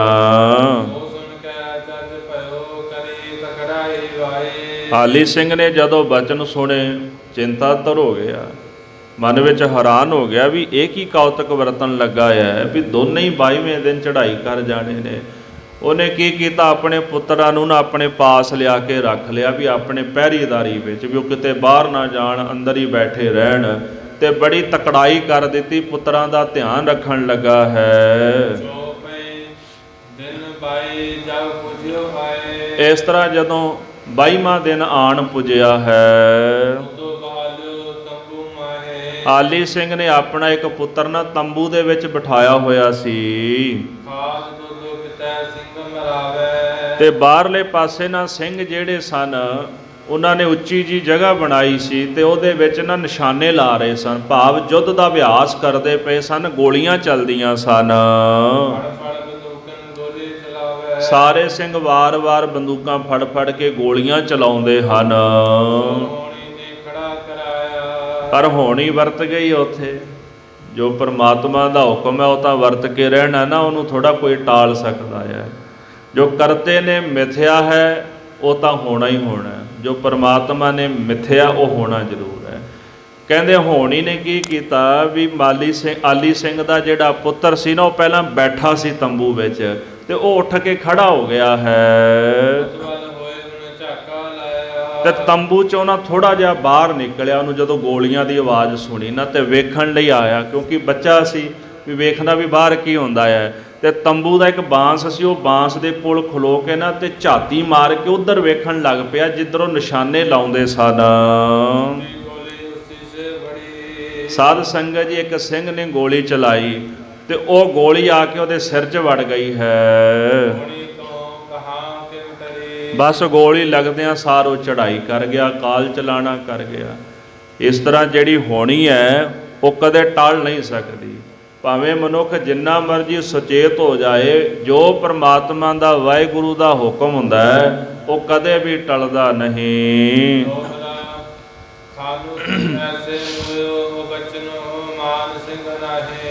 ਆਲੀ ਸਿੰਘ ਦਾ ਜਿਹੜਾ ਵੱਡਾ ਪੁੱਤਰ ਸੀ ਉਹਦਾ ਨਾਮ ਸੀ ਖਾਨੂ ਸਿੰਘ। ਉਹਦੇ ਤਾਂ ਗੋਲੀ ਵੱਜ ਗਈ ਤੇ ਉਹ ਚੜ੍ਹਾਈ ਕਰ ਗਿਆ। ਤੇ ਜਿਹੜਾ ਛੋਟਾ ਪੁੱਤਰ ਸੀ ਉਹਦਾ ਨਾਮ ਸੀ ਮਾਨ ਸਿੰਘ। ਤੇ 22ਵੇਂ ਦਿਨ ਉਸੇ ਦਿਨ ਹੀ ਉਹ ਬਿਨਾਂ ਕਿਸੇ ਕਾਰਨ ਤੋਂ, ਨਾ ਉਹਨੂੰ ਕੋਈ ਬਿਮਾਰੀ ਸੀ ਨਾ ਕੋਈ ਕੁਝ ਹੋਰ ਹੋਇਆ, ਉਹਨੂੰ ਬਿਨਾਂ ਕਿਸੇ ਕਾਰਨ ਤੋਂ ਮਾਨ ਸਿੰਘ ਵੀ ਚੜ੍ਹਾਈ ਕਰ ਗਿਆ ਹੈ। ਬਾਬਾ ਬੰਦਾ ਸਿੰਘ ਬਹਾਦਰ ਨੇ ਪਹਿਲਾਂ ਹੀ ਸਾਰਾ ਕੁਝ ਦੱਸ ਦਿੱਤਾ ਸੀਗਾ। ਤੇ ਸਾਧ ਸੰਗਤ ਜੀ, ਇਹ ਬੱਚੇ ਜਿਹੜੇ ਸਨ ਹੋਤੋ ਜੇ ਅਵਲ ਜੋੜੇ ਦੇ ਬੱਚੇ ਸਨ ਦੋਨੇ। ਇੱਕੋ ਸਮੇਂ ਦੋਹਾਂ ਬੱਚਿਆਂ ਦਾ ਜਨਮ ਹੋਇਆ ਸੀ ਤੇ ਇੱਕੋ ਸਮੇਂ ਇਸ ਤਰ੍ਹਾਂ ਭਾਈ ਉਹ ਚੜ੍ਹਾਈ ਕਰ ਗਏ ਹਨ। ਜਦੋਂ ਬੰਦਾ ਸਿੰਘ ਨੂੰ ਪਤਾ ਲੱਗਿਆ ਤੇ ਉਹਨਾਂ ਨੇ ਬਾਬਾ ਆਲੀ ਸਿੰਘ ਨੂੰ ਆਪਣੇ ਪਾਸ ਬੁਲਾਇਆ ਹੈ। ਬੰਦਾ ਸਿੰਘ ਕਹਿਣ ਲੱਗਾ, ਆਲੀ ਸਿੰਘ ਜੀ, ਜਿਹਨੇ ਗੋਲੀ ਮਾਰੀ ਹੈ ਨਾ ਤੇ ਤੇਰਾ ਪੁੱਤਰ ਜਿਹਦੇ ਕਰਕੇ ਚੜ੍ਹਾਈ ਕਰ ਗਿਆ ਹੈ, ਜਿਹਨੇ ਤੇਰਾ ਪੁੱਤਰ ਮਾਰਿਆ ਹੈ, ਮੇਰਾ ਹੁਕਮ ਹੈ ਜਾ ਚਲਾ ਜਾ, ਜੋ ਜੀ ਕਰਦਾ ਉਹਨੂੰ ਸਜ਼ਾ ਤੂੰ ਦੇ ਦੇ। ਜੋ ਤੇਰੇ ਮਨ ਵਿੱਚ ਆਉਂਦਾ ਨਾ ਉਹਨੂੰ ਸਜ਼ਾ ਦੇ ਦੇ, ਜਿਹਨੇ ਤੇਰੇ ਪੁੱਤਰ ਦੇ ਉੱਤੇ ਗੋਲੀ ਚਲਾਈ ਹੈ। ਜਦੋਂ ਬੰਦਾ ਸਿੰਘ ਬਹਾਦਰ ਨੇ ਇਸ ਤਰ੍ਹਾਂ ਬਚਨ ਕੀਤਾ ਹੈ, ਦੋਨੇ ਹੱਥ ਜੋੜ ਕੇ ਬਾਬਾ ਆਲੀ ਸਿੰਘ ਬੇਨਤੀ ਕਰਨ ਲੱਗੇ ਹਨ। ਕਹਿਣ ਲੱਗਾ, ਬਾਬਾ ਜੀ, ਮੇਰੇ ਪੁੱਤਰ ਥੋੜਾ ਕਿਸੇ ਨੇ ਮਾਰੇ ਹਨ। ਇਹ ਤਾਂ ਉਹਨਾਂ ਨੂੰ ਸਵਾਸ ਹੀ ਵਾਹਿਗੁਰੂ ਨੇ ਇੰਨੇ ਕੁ ਬਖਸ਼ੇ ਸਨ। ਮਲ ਘਾਲੇ ਨਹਿ ਦਿਨ ਸਰਾਤ, ਨਹਿ ਬਟਨ ਘਟਨ ਤਿਲਸਾਰ। ਪਰਮਾਤਮਾ ਨੇ ਮਨੁੱਖ ਨੂੰ ਜਿਹੜੇ ਸਵਾਸ ਬਖਸ਼ਿਸ਼ ਕੀਤੇ ਨਾ, ਉਹ ਗਿਣਤੀ ਦੇ ਬਖਸ਼ਿਸ਼ ਕੀਤੇ ਨੇ। ਨਹਿ ਬੜਨ ਘਟਨ ਤਿਲਸਾਰ, ਉਹ ਤਿਲ ਮਾਤਰ ਨਾ ਘਟ ਸਕਦੇ ਨੇ ਨਾ ਵੱਧ ਸਕਦੇ ਨੇ। ਤੇ ਜਦੋਂ ਸਵਾਸ ਪੂਰੇ ਹੋ ਗਏ ਤੇ ਉਦੋਂ ਫਿਰ ਮਨੁੱਖ ਨੂੰ ਕੂਚ ਕਰਨਾ ਪੈਂਦਾ ਹੈ। ਆਲੀ ਸਿੰਘ ਕਹਿੰਦੇ, ਬਾਬਾ ਜੀ, ਜਿੰਨੇ ਕੁ ਸਵਾਸ ਵਾਹਿਗੁਰੂ ਨੇ ਦਿੱਤੇ ਸਨ ਉਹ ਆਪਣੀ ਉਮਰ ਬਤਾ ਕੇ ਦੁਨੀਆ ਤੋਂ ਚਲੇ ਗਏ ਨੇ। ਉਹ ਤਾਂ ਕਾਰਨ ਬਣ ਗਿਆ, ਪਰਮਾਤਮਾ ਨੇ ਕਾਰਨ ਹੀ ਇਸੇ ਤਰ੍ਹਾਂ ਲਿਖਿਆ ਸੀ। ਗੋਲੀ ਲੱਗੀ ਤੇ ਉਹ ਚੜ੍ਹਾਈ ਕਰ ਗਿਆ, ਹੁਣ ਜਿਹਨੇ ਗੋਲੀ ਮਾਰੀ ਉਹਦਾ ਥੋੜਾ ਕਸੂਰ ਸੀ। ਇਹ ਤਾਂ ਵਾਹਿਗੁਰੂ ਸਾਹਿਬ ਦਾ ਹੁਕਮ ਸੀ, ਜਿਉ ਜਿਉ ਤੇਰਾ ਹੁਕਮ ਤਿਵੈ ਤਿਉ ਹੋਵਣਾ। ਜਿਵੇਂ ਉਹ ਮਾਲਕ ਦਾ ਹੁਕਮ ਸੀ ਉਹ ਵਰਤ ਗਿਆ ਹੈ। ਤੇ ਮੈਂ ਹੁਣ ਦੋਸ਼ ਕਿਹਨੂੰ ਦਿਆਂ? ਦੱਦਾ ਦੋਸ਼ ਨਾ ਦੇਊ ਕਿਸੈ, ਦੋਸ਼ ਕਰਮਾਂ ਆਪਣਿਆ। ਇਹ ਤਾਂ ਮੇਰੇ ਕਰਮਾਂ ਦਾ ਦੋਸ਼ ਸੀਗਾ। ਜਿਵੇਂ ਵਾਹਿਗੁਰੂ ਨੇ ਮੇਰੇ ਭਾਗਾਂ ਵਿੱਚ ਲਿਖਿਆ ਸੀ ਉਹ ਮੈਨੂੰ ਪ੍ਰਾਪਤ ਹੋ ਗਿਆ ਹੈ। ਇਸ ਪ੍ਰਕਾਰ ਕਿਸੇ ਨੇ ਉਹਨੂੰ ਫੜ ਕੇ ਥੋੜਾ ਮਾਰਿਆ ਸੀ, ਮਿੱਥ ਕੇ ਥੋੜਾ ਮਾਰਿਆ ਵੀ ਮੈਂ ਤੇਰੇ ਗੋਲੀ ਮਾਰਨ ਲੱਗਾ। ਅਚਾਨਕ ਗੋਲੀ ਲੱਗ ਗਈ ਤੇ ਉਹ ਚੜ੍ਹਾਈ ਕਰ ਗਿਆ। ਤੇ ਇਹਦਾ ਭਾਵ ਵੀ ਰੱਬ ਦਾ, ਵਾਹਿਗੁਰੂ ਦਾ ਹੁਕਮ ਹੀ ਇਸੇ ਤਰ੍ਹਾਂ ਦਾ ਸੀ। ਇਹੋ ਜਿਹੇ ਸਿੰਘ ਸਨ ਉਸ ਸਮੇਂ ਵਿੱਚ, ਬੰਦਗੀ ਕਰਨ ਵਾਲੇ, ਬਾਣੀ ਪੜ੍ਹਨ ਵਾਲੇ, ਜਿਹੜੇ ਪਰਮੇਸ਼ਰ ਦੇ ਭਾਣੇ ਵਿੱਚ ਰਹਿਣ ਵਾਲੇ ਸਨ। ਬਾਬਾ ਬੰਦਾ ਸਿੰਘ ਬਹਾਦਰ ਬੜੇ ਤਰਸ ਵਿੱਚ, ਦਇਆ ਦੇ ਘਰ ਦੇ ਵਿੱਚ ਆ ਗਿਆ, ਮਿਹਰਬਾਨ ਹੋ ਗਿਆ ਤੇ ਬੋਲਣ ਲੱਗਾ ਹੈ। ਹੁਕਮ ਕੀਤਾ, ਆਲੀ ਸਿੰਘ, ਤੇਰਾ ਧੀਰਜ ਵੇਖਿਆ, ਤੇਰੇ ਅੰਦਰ ਦਾ ਭਾਣਾ ਮੰਨਣ ਦਾ ਜਿਹੜਾ ਬਲ ਮੈਂ ਵੇਖਿਆ, ਮੇਰਾ ਮਨ ਇੰਨਾ ਕੁ ਪ੍ਰਸੰਨ ਹੋਇਆ। ਜਾ ਵਾਹਿਗੁਰੂ ਕਿਰਪਾ ਕਰੇ ਤੇਰੇ ਘਰ ਵਿੱਚ 2 ਪੁੱਤਰ ਫਿਰ ਜਨਮ ਲੈਣਗੇ। ਫਿਰ ਆਲੀ ਸਿੰਘ ਦੇ ਘਰ ਵਿੱਚ ਦੂਜੀ ਵਾਰੀ ਪੁੱਤਰਾਂ ਨੇ ਜਨਮ ਲਿਆ ਤੇ ਉਹ ਵੀ ਜੋੜੇ ਦੇ ਸਨ। ਪਹਿਲੇ ਵੀ ਖਾਨੂ ਸਿੰਘ ਤੇ ਮਾਨ ਸਿੰਘ ਜਿਹੜੇ ਪੁੱਤਰ ਸਨ ਉਹ ਵੀ ਜੋੜੇ ਦੇ ਸਨ। ਤੇ ਦੂਜੀ ਵਾਰੀ ਉਹਨਾਂ ਦੇ ਘਰ ਦੇ ਵਿੱਚ ਫਿਰ ਜੋੜੇ ਪੁੱਤਰਾਂ ਨੇ ਜਨਮ ਲਿਆ ਹੈ। ਆਲੀ ਸਿੰਘ ਦੇ 2 ਪੁੱਤਰ ਸਨ, ਇੱਕ ਭਾਈ ਮਾਹੀ ਸਿੰਘ ਤੇ ਦੂਸਰੇ ਦਾ ਨਾਮ ਭਾਈ ਬੱਲੋ ਸਿੰਘ। ਇਹ ਆਲੀ ਸਿੰਘ ਦੇ 2 ਪੁੱਤਰ ਹੋਏ ਹਨ।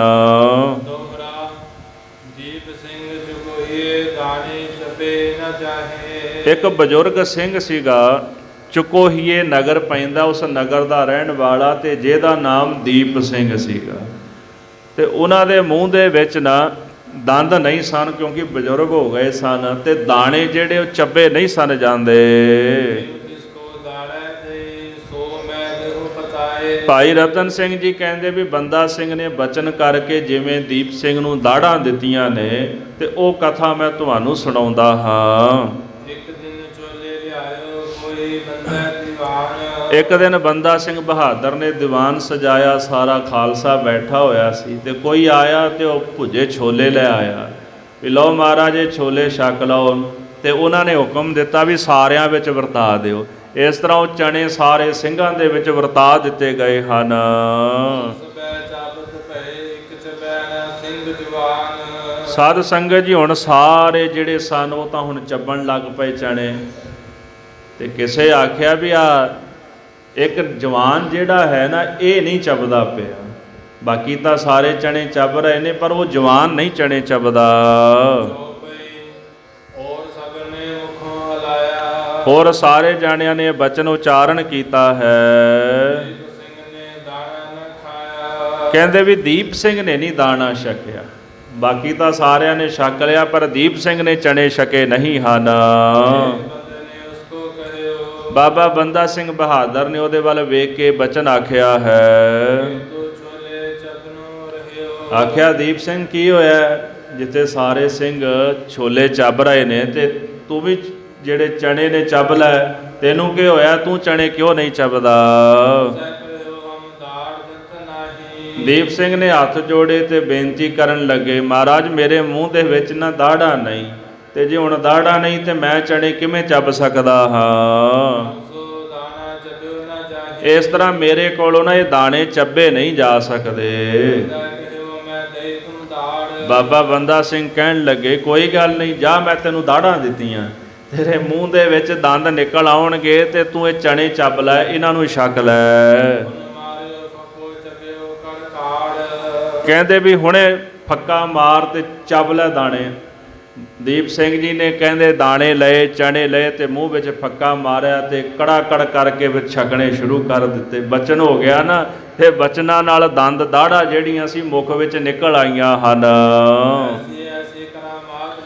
ਇਹੋ ਜਿਹੀਆਂ ਕਰਾਮਾਤਾਂ ਬਾਬਾ ਬੰਦਾ ਸਿੰਘ ਬਹਾਦਰ ਵਿਖਾ ਰਹੇ ਹਨ। ਬਾਕੀ ਲੋਕਾਂ ਦਾ ਸੁਭਾਅ ਹੀ ਇੱਦਾਂ ਦਾ ਹੈ ਵੀ ਜਿੱਥੇ ਸ਼ਕਤੀ ਪ੍ਰਦਰਸ਼ਨ ਹੁੰਦਾ ਹੈ ਨਾ, ਲੋਕ ਵੈਸੇ ਜਾਂਦੇ ਉਸ ਪਾਸੇ ਨੇ। ਜਿਹਦੇ ਕੋਲ ਪੈਸਾ ਹੋਵੇ, ਮਾਇਆਵੀ ਤਾਕਤ ਹੈ, ਇੱਕ ਸ਼ਕਤੀ ਹੈ, ਉਹਦੇ ਵੱਲ ਲੋਕ ਖਿੱਚੇ ਜਾਂਦੇ ਨੇ। ਜਿਹਦੇ ਕੋਲ ਕਰਾਮਾਤ ਹੋਵੇ ਉਹਦੇ ਵੱਲ ਲੋਕ ਜਾਂਦੇ ਨੇ। ਜਿਹਦੇ ਕੋਲ ਰਾਜਨੀਤੀ ਦੀ ਸ਼ਕਤੀ ਹੋਵੇ ਲੋਕ ਉਹਦੇ ਵੱਲ ਜਾਂਦੇ ਨੇ। ਜਿਹਦੇ ਕੋਲ ਬੰਦਗੀ ਦੀ ਸ਼ਕਤੀ ਲੋਕ ਉਹਦੇ ਵੱਲ ਵੀ ਜਾਂਦੇ ਨੇ। ਪ੍ਰਭਾਵਿਤ ਹੁੰਦੇ ਨੇ ਲੋਕ ਇਹਨਾਂ ਚੀਜ਼ਾਂ ਤੋਂ, ਕਿਉਂਕਿ ਇਹ ਚੀਜ਼ਾਂ ਦੀ ਗ੍ਰੈਵਿਟੀ ਜਿਹੜੀ ਹੁੰਦੀ ਹੈ ਉਹਨੂੰ ਖਿੱਚਦੀ ਦੂਸਰਿਆਂ ਨੂੰ। ਤੇ ਬਾਬਾ ਬੰਦਾ ਸਿੰਘ ਬਹਾਦਰ ਕੋਲ ਕਰਾਮਾਤਾਂ ਨੇ, ਉਹ ਕਰਾਮਾਤਾਂ ਵਿਖਾਉਂਦੇ ਨੇ ਤੇ ਲੋਕ ਉਹਨਾਂ ਦੇ ਪਿੱਛੇ ਪਿੱਛੇ ਆਉਂਦੇ ਹਨ। ਇਸ ਪ੍ਰਕਾਰ ਦੀਆਂ ਸਿੱਧੀਆਂ ਆਦਿਕ ਉਹ ਵਿਖਾ ਰਹੇ ਹਨ। ਭਾਈ ਰਤਨ ਸਿੰਘ ਜੀ ਕਹਿੰਦੇ ਖਾਲਸਾ ਜੀ ਵੀ ਤੁਹਾਨੂੰ ਮੈਂ ਕਿੰਨੀਆਂ ਕੁ ਕਰਾਮਾਤਾਂ ਦੀ ਕਥਾ ਸੁਣਾਵਾਂ, ਜਿਹੜੀਆਂ ਮੈਂ ਸੁਣੀਆਂ ਨੇ, ਜਿਹੜੀਆਂ ਕਰਾਮਾਤਾਂ ਬੰਦਾ ਸਿੰਘ ਵਿਖਾ ਰਹੇ ਨੇ, ਉਹ ਮੈਂ ਸਾਰੀ ਕਥਾ ਨਹੀਂ ਤੁਹਾਨੂੰ ਇੱਥੇ ਸੁਣਾ ਸਕਦਾ।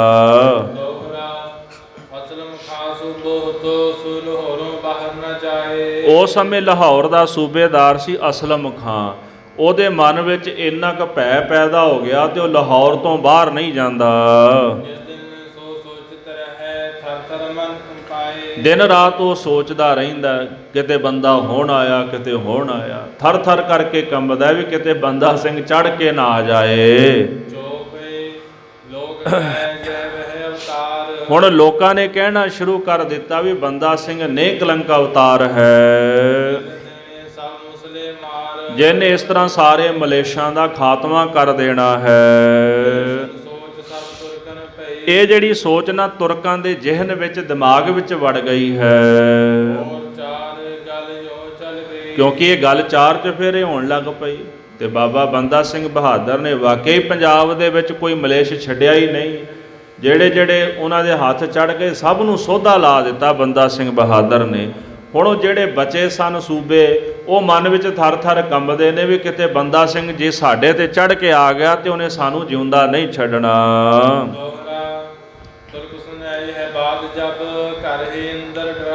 ਇਸ ਤਰ੍ਹਾਂ ਜਦੋਂ ਇਹੋ ਜਿਹੀਆਂ ਗੱਲਾਂ ਤੁਰਕ ਸੁਣਦੇ ਨੇ ਤੇ ਘਰਾਂ ਵਿੱਚ ਬੈਠੇ ਹੋਏ ਉਹ ਥਰ ਥਰ ਕੰਬੀ ਜਾਂਦੇ, ਡਰਦੇ ਹਨ।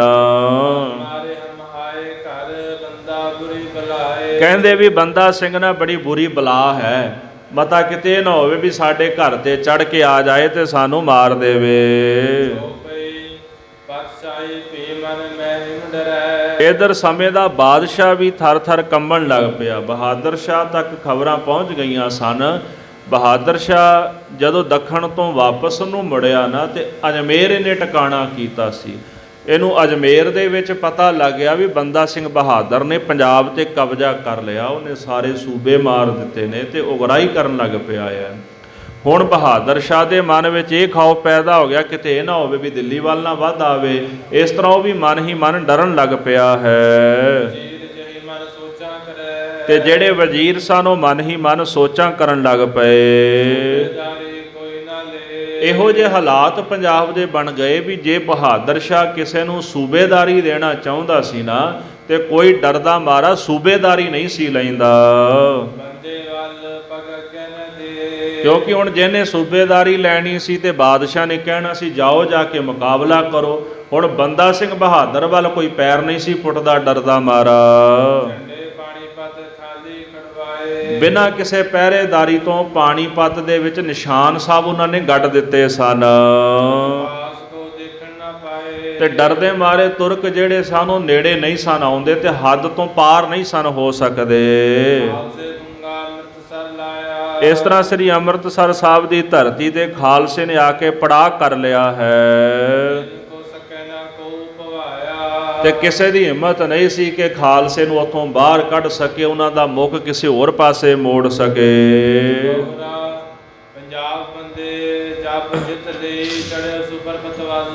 ਬਾਬਾ ਬੰਦਾ ਸਿੰਘ ਬਹਾਦਰ ਨੇ ਜਦੋਂ ਪੰਜਾਬ ਤੇ ਕਬਜ਼ਾ ਕਰ ਲਿਆ, ਹੁਣ ਉਹਨਾਂ ਨੇ ਮੂੰਹ ਪਰਬਤਾਂ ਵੱਲ ਕਰ ਲਿਆ ਆਪਣਾ। ਪਰ ਇੱਥੇ ਵਿਚਕਾਰ ਇੱਕ ਹੋਰ ਖੇਡ ਵਰਤੀ ਸੀ। ਉਹ ਕੌਤਕ ਇਹ ਸੀ ਕਿ ਜਦੋਂ ਬੰਦਾ ਸਿੰਘ ਬਹਾਦਰ ਨੇ ਪੰਜਾਬ ਜਿੱਤਿਆ ਨਾ ਤੇ 1710 ਦੇ ਵਿੱਚ ਬਹਾਦਰ ਸ਼ਾਹ ਜਦੋਂ ਅਜਮੇਰ ਸੀ ਉਹਨੂੰ ਪਤਾ ਲੱਗ ਗਿਆ। ਸੂਬੇਦਾਰ ਕੋਈ ਸੂਬਾ ਬਣ ਕੇ ਰਾਜੀ ਨਹੀਂ ਸੀ। ਪੰਜਾਬ ਜਿਹੜਾ ਸਿੰਘਾਂ ਨੇ ਹਰ ਪਾਸੇ ਕਬਜ਼ਾ ਕਰਕੇ ਉਗਰਾਹੀ ਜਿਹੜੀ ਸੀ ਮਾਮਲਾ ਟੈਕਸ ਆਦਿਕ ਲੈਣਾ ਸ਼ੁਰੂ ਕਰ ਦਿੱਤਾ। ਇਹ ਫਿਰ ਆਪਣੀਆਂ ਫੌਜਾਂ ਲੈ ਕੇ ਨਾ ਖੁਦ ਆਇਆ ਪੰਜਾਬ ਬਹਾਦਰ ਸ਼ਾਹ। ਬੰਦਾ ਸਿੰਘ ਬਹਾਦਰ ਦੇ ਨਾਲ 3 ਬਾਦਸ਼ਾਹੀਆਂ ਨੇ ਜੰਗ ਕੀਤਾ ਹੈ। ਇਹ ਪਹਿਲਾਂ ਬਹਾਦਰ ਸ਼ਾਹ ਲੜਦਾ ਰਿਹਾ, ਫਿਰ ਜਹਾਂਦਾਰ ਲੜਦਾ ਰਿਹਾ ਬਹਾਦਰ ਸ਼ਾਹ ਦਾ ਪੁੱਤਰ। ਉਸ ਤੋਂ ਬਾਅਦ ਜਿਹੜਾ ਬਾਦਸ਼ਾਹ ਫਰਖਸ਼ਰ ਸੀ ਫਿਰ ਉਹ ਲੜਦਾ ਰਿਹਾ ਤੇ ਅਖੀਰ ਫਰਖਸ਼ਰ ਦੇ ਰਾਜ ਵਿੱਚ ਬੰਦਾ ਸਿੰਘ ਬਹਾਦਰ ਸ਼ਹੀਦ ਹੋਏ ਸਨ। ਬਹਾਦਰ ਸ਼ਾਹ ਫੌਜਾਂ ਲੈ ਕੇ ਪੰਜਾਬ ਨੂੰ ਚੱਲ ਪਿਆ ਤੇ ਇੱਕ ਅਮਾਨਗੜ੍ਹ ਨਗਰ ਹੈ। ਅਮਾਨਗੜ੍ਹ ਨਗਰ ਦੇ ਵਿੱਚ ਸਿੰਘਾਂ ਦੀ ਤੇ ਬਹਾਦਰ ਸ਼ਾਹ ਦੀ ਟੱਕਰ ਹੋਈ, ਜਿਹਦੇ ਵਿੱਚ ਬਾਬਾ ਵਿਨੋਦ ਸਿੰਘ ਤੇ ਬਾਬਾ ਰਾਮ ਸਿੰਘ ਸਾਰੇ ਇਕੱਠੇ ਹੋ ਕੇ ਗਏ।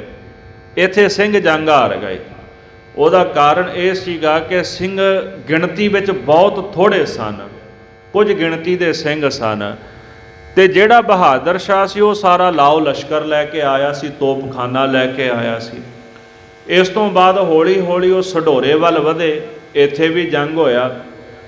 ਇੱਥੇ ਜਦੋਂ ਸਢੌਰੇ ਵੱਲ ਜੰਗ ਹੋਇਆ ਤੇ ਬਾਬਾ ਬੰਦਾ ਸਿੰਘ ਬਹਾਦਰ ਆਪਣੇ ਨਾਲ ਸਿੰਘਾਂ ਨੂੰ ਲੈ ਕੇ ਮੁਕਾਬਲਾ ਕਰਨ ਵਾਸਤੇ ਆਏ ਤੇ ਉਸ ਟਾਈਮ ਸ਼ਾਹੀ ਫੌਜ 60,000 ਦੇ ਕਹਿੰਦੇ ਕਰੀਬਨ ਸੀਗੀ।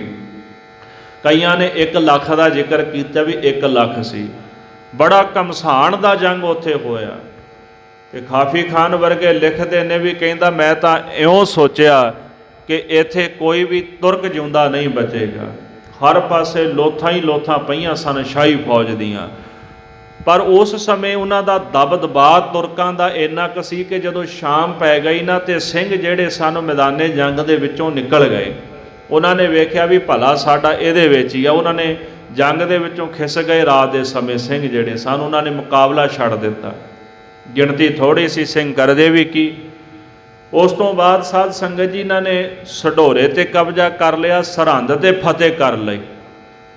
ਬਾਬਾ ਬੰਦਾ ਸਿੰਘ ਬਹਾਦਰ ਜਿਹੜਾ ਸੀ ਫਿਰ ਲੋਹਗੜ੍ਹ ਦਾ ਜੰਗ ਹੋਇਆ ਤੇ ਲੋਹਗੜ੍ਹ ਦੇ ਕਿਲ੍ਹੇ ਵਿੱਚ ਕੈਦ ਹੋ ਗਿਆ ਤੇ ਉਹਨਾਂ ਦਾ ਇੱਕ ਸਾਥੀ ਸੀਗਾ ਬੰਦਾ ਸਿੰਘ ਬਹਾਦਰ ਦਾ। ਜਦੋਂ 4 ਚੁਫੇਰੇ ਬਾਦਸ਼ਾਹ ਨੇ ਘੇਰਾ ਪਾ ਲਿਆ 1710 ਦੇ ਵਿੱਚ ਤੇ ਬਾਬਾ ਬੰਦਾ ਸਿੰਘ ਬਹਾਦਰ ਨੂੰ ਉਹਨਾਂ ਦਾ ਸਾਥੀ ਕਹਿਣ ਲੱਗਾ ਵੀ ਬਾਬਾ ਜੀ ਤੁਸੀਂ ਇਉਂ ਕਰੋ ਵੀ ਤੁਸੀਂ ਨਾ ਆਪਣਾ ਬਾਣਾ ਮੈਨੂੰ ਦੇ ਦਿਓ ਤੇ ਮੇਰੇ ਬਸਤਰ ਪਹਿਨ ਕੇ ਨਾ ਤੁਸੀਂ ਇੱਥੋਂ ਬਾਹਰ ਨਿਕਲ ਜਾਓ। ਬਾਬਾ ਬੰਦਾ ਸਿੰਘ ਬਹਾਦਰ ਨੇ ਇਸੇ ਤਰ੍ਹਾਂ ਕੀਤਾ ਵੀ ਆਪਣੇ ਬਸਤਰ ਉਹਨੂੰ ਪਹਿਨਾ ਦਿੱਤੇ ਤੇ ਉਹਨਾਂ ਦੇ ਕਹਿਣ ਤੇ ਕੁਝ ਕੁ ਸਿੰਘਾਂ ਨੂੰ ਨਾਲ ਲੈ ਕੇ ਨਾ ਤੇ ਰਾਤ ਦਸੰਬਰ ਦਾ ਮਹੀਨਾ ਸੀਗਾ ਤੇ ਰਾਤ ਉਹਨਾਂ ਨੇ ਫੌਜਾਂ ਨੂੰ ਚੀਰ ਕੇ ਨਾ ਇੱਥੋਂ ਬਾਹਰ ਨਿਕਲ ਕੇ ਤੇ ਪਰਬਤੀ ਇਲਾਕੇ ਵਿੱਚ ਵੜ ਗਏ ਬੰਦਾ ਸਿੰਘ ਬਹਾਦਰ। ਤੇ ਲੋਹਗੜ੍ਹ ਦਾ ਕਿਲ੍ਹਾ ਖਾਲੀ ਹੋ ਗਿਆ।